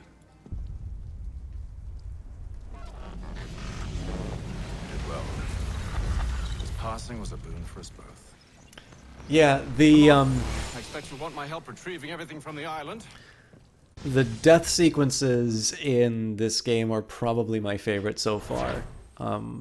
Because I mean, you guys have had to deal with at least probably 2 games now of me ranting as to why it would be better to see the Templars slightly more sympathetic, or at least, you know, less of must. So like the nice thing, you've got a character like Charles Lee who is just so thoroughly unlikable. I have been reunited with my father, but I do not yet know if this bodes well or ill. Our goals are aligned, at least so far as independence is concerned. But he continues to defend Charles Lee, the man who murdered my mother and burned my village. Still, he makes a point about Washington and those who back him. I hear much talk of freedom and equality, but it seems one must be a landed white man to benefit. What if someone like me, or Surrey? What role for us in this new world? Is my father right then? There is so much I must consider and so little time in which to do it. Welcome back. And how was Martinique? Achilles, I owe you an apology. It was wrong of me to say the things I did.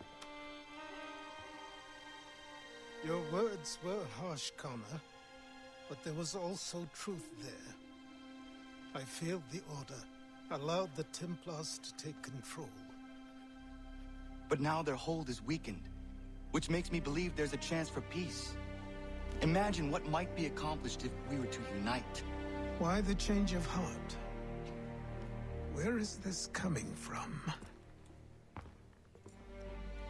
You've met your father, haven't you? I do not claim to trust the man or even like him. But I would be remiss to ignore this opportunity. Hatham may listen, but will he understand? And even if he does, will he agree? Even he must admit that we can achieve more together than we do alone. I assume you're off to find him. Yes. I ride for New York to see what might be done.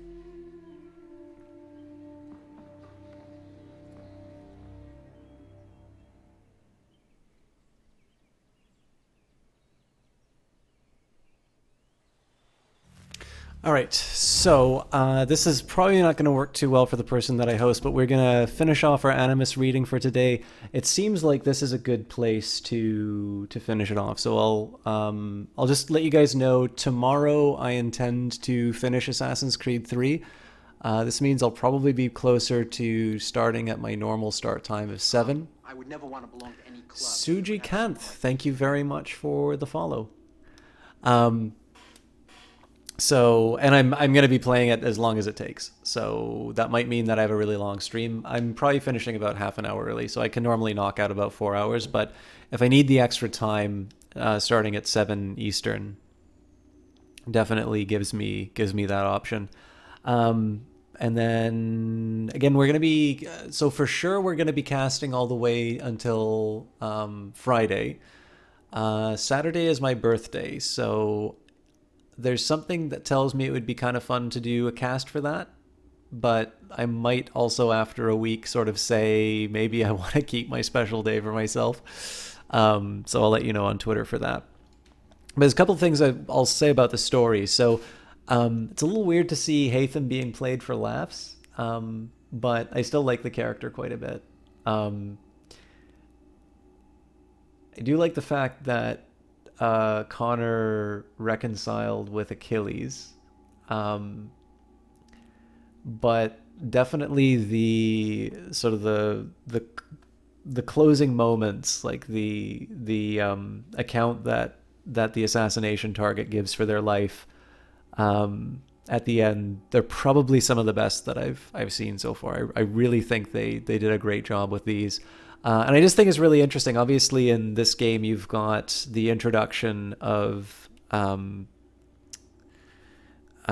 can I not remember the main character's name? Miles?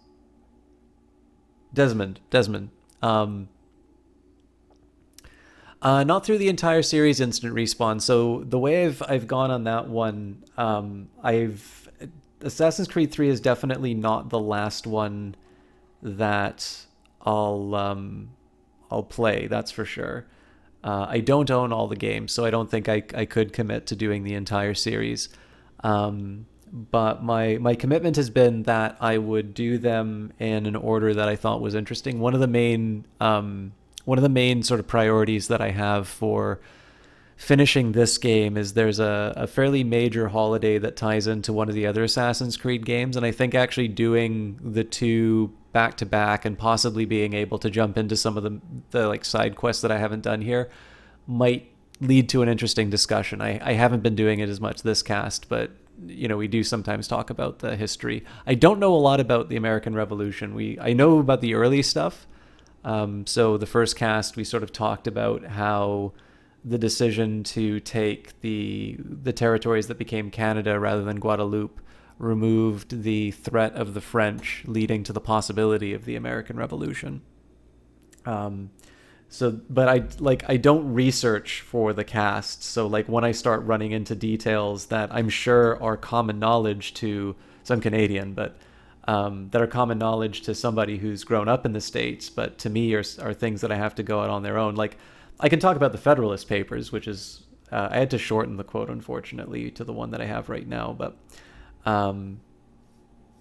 you know, when I've encountered something, I can talk about it, but I don't go out of my way to research for a given stream. But this other subject I know a little bit more about, so I just think there's more interesting things that can be done if I sort of fold the two games into each other rather than try to do the series chronologically. But who knows? I mean, as long as people find this stuff entertaining and as long as I enjoy the games, like I'll admit, Assassin's Creed is not the thing it's not the thing that I usually pull out and play on my own. I'm a little bit more of a strategy gamer, but I find these enjoyable and I like the stories. So I don't dislike it. So as long as I get something out of it and as long as people like watching them, I'll probably do more Assassin's Creed. But yeah, so Friday we'll definitely be doing another one. One thing I wanted to mention was Desmond's father being introduced. I'm assuming, I don't know, like, so obviously there's the mirror with the story of Haytham and Connor. But it sort of feels like Desmond's dad is going off to his death. Like he's clearly leaving to pick up some other power source on his own. And I'm assuming that just leads to the moment where, oh, you were never able to resolve things with your dad. But I mean, I might be wrong in making that assumption. It might be that there's sort of these parallel stories going on in terms of Desmond's sort of reuniting with his father and Connor's complicated relationship with his Templar dad. But we can do more. See, Taveti, I think it's cool. Every time I visit a cast and, some people are really nice and giving me a shout out, they'll usually say, oh, you're playing Assassin's Creed. And like, there'll be a lot of people who like to hate on the games. I don't think that's right. Like, I think they are well done. I've been pretty clear on the things that I don't think work for me. So when the game lets me walk and then it plays itself in the form of like giving a lot of cutscenes, like it doesn't even let me open a door, it's going to open the door for me in a cutscene. Those are the points where I say, well, you've kind of given up being a game at that point. And yet this game, the combat's been improved. The stories, I think, are engaging. I really like stuff that encourages people to engage with history, either to see things that they know in a new light and go deeper, or alternatively learn about things that they've never seen before. So I sort of know, like, I know Ubisoft, there's not a lot of love lost between, especially PC gamers and Ubisoft. And once you have a very sort of, well-established franchise like Assassin's Creed, I think it gets a little easy to take it for granted. But I would say, even though they're maybe not like my first choice of game to play, I can't think of one that I've played so far that I would call a bad game. And I think there's more going on. I think there's quite a bit of care that is put into the story and that's put into the game. And while there's an inherent need to appeal to a broad audience on a AAA title, I think they do it well. And I think it's not cool to give these games credit sometimes. So I think it's led to a slightly unfair treatment of the series. So,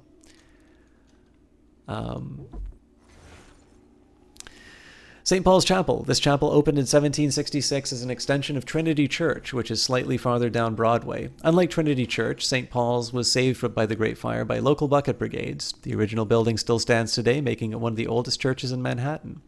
During the Revolution, St. Paul's was known for loyalist leanings. It's Episcopalian, which is a subset of Anglican, which you'll remember is the Church of England. You can probably guess whose side they were on. Church services specifically prayed for the king and the royal family, which you can imagine wasn't too popular with the revolutionaries who were occupying the town in 1776.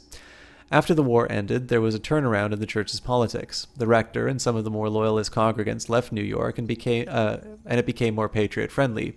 George Washington attended a service here on his inauguration day and kept attending while he lived in New York, which probably went a long way towards repairing the church's reputation amongst the patriot population. Yeah, it's a respawn. I mean, this is so my own sort of background and knowledge. When I was in university, I was a research assistant in classics. I didn't pursue a degree in it or that, but I was invited to do a little bit of work along those lines. So, I quite like ancient Greece and ancient Rome, and in terms of some study, it's something I understand. So being able to walk through, the ruins of Rome was really exciting in Assassin's Creed. Was that Brotherhood, I guess? And then... the Italian Renaissance is such a fascinating period, and I've read Machiavelli. I think Machiavelli was one of the first political philosophers I ever read, and just the entire time period is so exciting. That's one that just on my own study I know about. So all of the Ezio, I mean, it's completely uncontroversial to say the Ezio games are good ones, right? But everything from being able to see Constantinople and being able to see these historical fictions which have Leonardo da Vinci and Machiavelli running through them, and even just as you say, being able to walk through it and look at it is fun. It's why even though a lot of people it's why I feel at some point I have to try Unity, because I know everybody doesn't like it, and yet to be able to see the French Revolution and something where I know they made an effort to put like really big crowds, there's just something about being able to see that for myself. And maybe I'll just watch a stream of it or something like that. You know, it's just one of these things that I have to see for myself. And I mean, again, I don't think people are lying when they say that the game isn't good. Like, there's probably something that went wrong with it, but yeah, like it's a fun experience, and it's nice that they give you the freedom to do that. Smith & Company Brewery. At last we can talk about beer. This brewery was built in 1752 by Jonas Smith and his son Elias. By 1775, it was the largest brewery in New York. Smith was nominally loyalist, but that didn't stop him from providing beer to Washington's army when it was stationed in the town, or to the British regulars after their arrival. It seems that neither army cared about loyalties when beer was concerned. That's the kind of business attitude that built America, the American dream. And finally, the update to Benjamin Church. More on the betrayal theme. In selling out the British, it looks like Church turned traitor on the Templars as well. I can't decide if I think it's incredibly gutsy or terminally stupid. Given how Church ended up, I'm going to go with the latter. He sounds like someone who would betray himself if the other him paid him well for. If the other him paid him well enough. Oh, fair enough. Yeah, I never play these things online. I don't even think. I think the new one, Origins, is supposed to not have any online anyway. Anyways, guys, I like reading the Animus stuff. I know people like it when I read things, but it is a little disrespectful to the person who I host later to sort of. I don't want to say poison pill the audience, but obviously, if I do a little bit too much dialogue when people are looking to see gameplay. I don't put people in the right mood. So if you can give me a quick second, I am going to tab out, see who is online. As always, guys, the channel has been experiencing a lot of growth in terms of follows, and I still don't have a subscription animation, but you guys have been doing that anyway. So thank you very much for all of that. And it means a lot that it seems it's not just that we're getting new follows, but like people are hanging out and watching the games. So obviously with a lot of growth, you can't expect the match to always be perfect. You can't always say, you know, people are looking for something to be entertaining. And I get that I am I'm definitely a very narrow focus, and I like when people like it, but there's obviously no hard feelings if it doesn't turn out. And thank you for saying that, Instant Respawn. I appreciate that. But yeah, for those of you hanging out, I will say this week has been a little bit different. So I don't normally cast every day of the week. Normally it's Monday, Wednesday, Friday. Mondays are always dedicated to a Paradox Grand Strategy game. So if you're looking for something new, definitely be sure to stop there. We'll be finishing Assassin's Creed tomorrow, and then we will be doing something special on Friday, but I'm going to be leaving that quiet until Friday. If you want to know what's coming up on the dock, you can always do that. You can always follow on Twitter if you prefer watching VODs of things, and I really don't know why you would want it. I need to delay a little bit because Twitch does not... I have agreed specifically not to basically give exclusivity for 24 hours when I stream on Twitch, is basically what the deal is. So I'm bad at getting the VODs up anyway. So there's always going to be a little delayed, but if you prefer watching that kind of content, that'll be on the YouTube channel. And as always, if you need to get in touch with me, you can always use the messages. But as always, guys, thank you very much for hanging out. It's been really cool to see some new faces come in. And if you liked it, definitely feel free to follow. If you want to be notified when the cast goes on, for any channel that you go on, in the top right-hand corner or wherever your follow button is, there's a little triangle. If you click on that, you can go to your notification settings and you can get everything from like an email to an SMS to, I'm sure if you pay enough, some drill sergeant will run into your house and start screaming at you that your favorite streamer is going, but please don't select that option. Anyways, I am going to host Kilgore Trout tonight. Kilgore Trout I know through the GOG channel. He's currently playing a classic game, The Operative No One Lives Forever. He's a really fantastic guy. One of the reasons I love watching his cast is he plays a lot of stuff that he got to play the first time it came out. So he's an older gamer. He's got a great love of games, and he always has something new and interesting to pick up. So I always feel really safe hosting him. He's also a fellow Canadian, so there's a small nationalist pride. But I'd encourage you guys to go through. We do have a raid message that we put in, which says, "We're tired of system talk, heard this place was better." If you guys don't want to stick around, that's fine. But I will say, especially in my own case, I think the best thing that a caster can ask for is a chance to entertain you. So whether or not you drop the raid message, I do encourage you guys to check out Kilgore. He's a big supporter of this channel, and he's I'd like to consider him a friend, although he's not somebody who I've met. And I hope you guys are entertained by him. So, oh, that's great, Instant Respawn. I'm in Ontario. I used to be in Vancouver, but I had to move for work. Anyways, guys, I've talked too long, so I'm going to leave it to Kilgore. I hope you guys have a great evening, and we'll possibly see you tomorrow. Have a good one.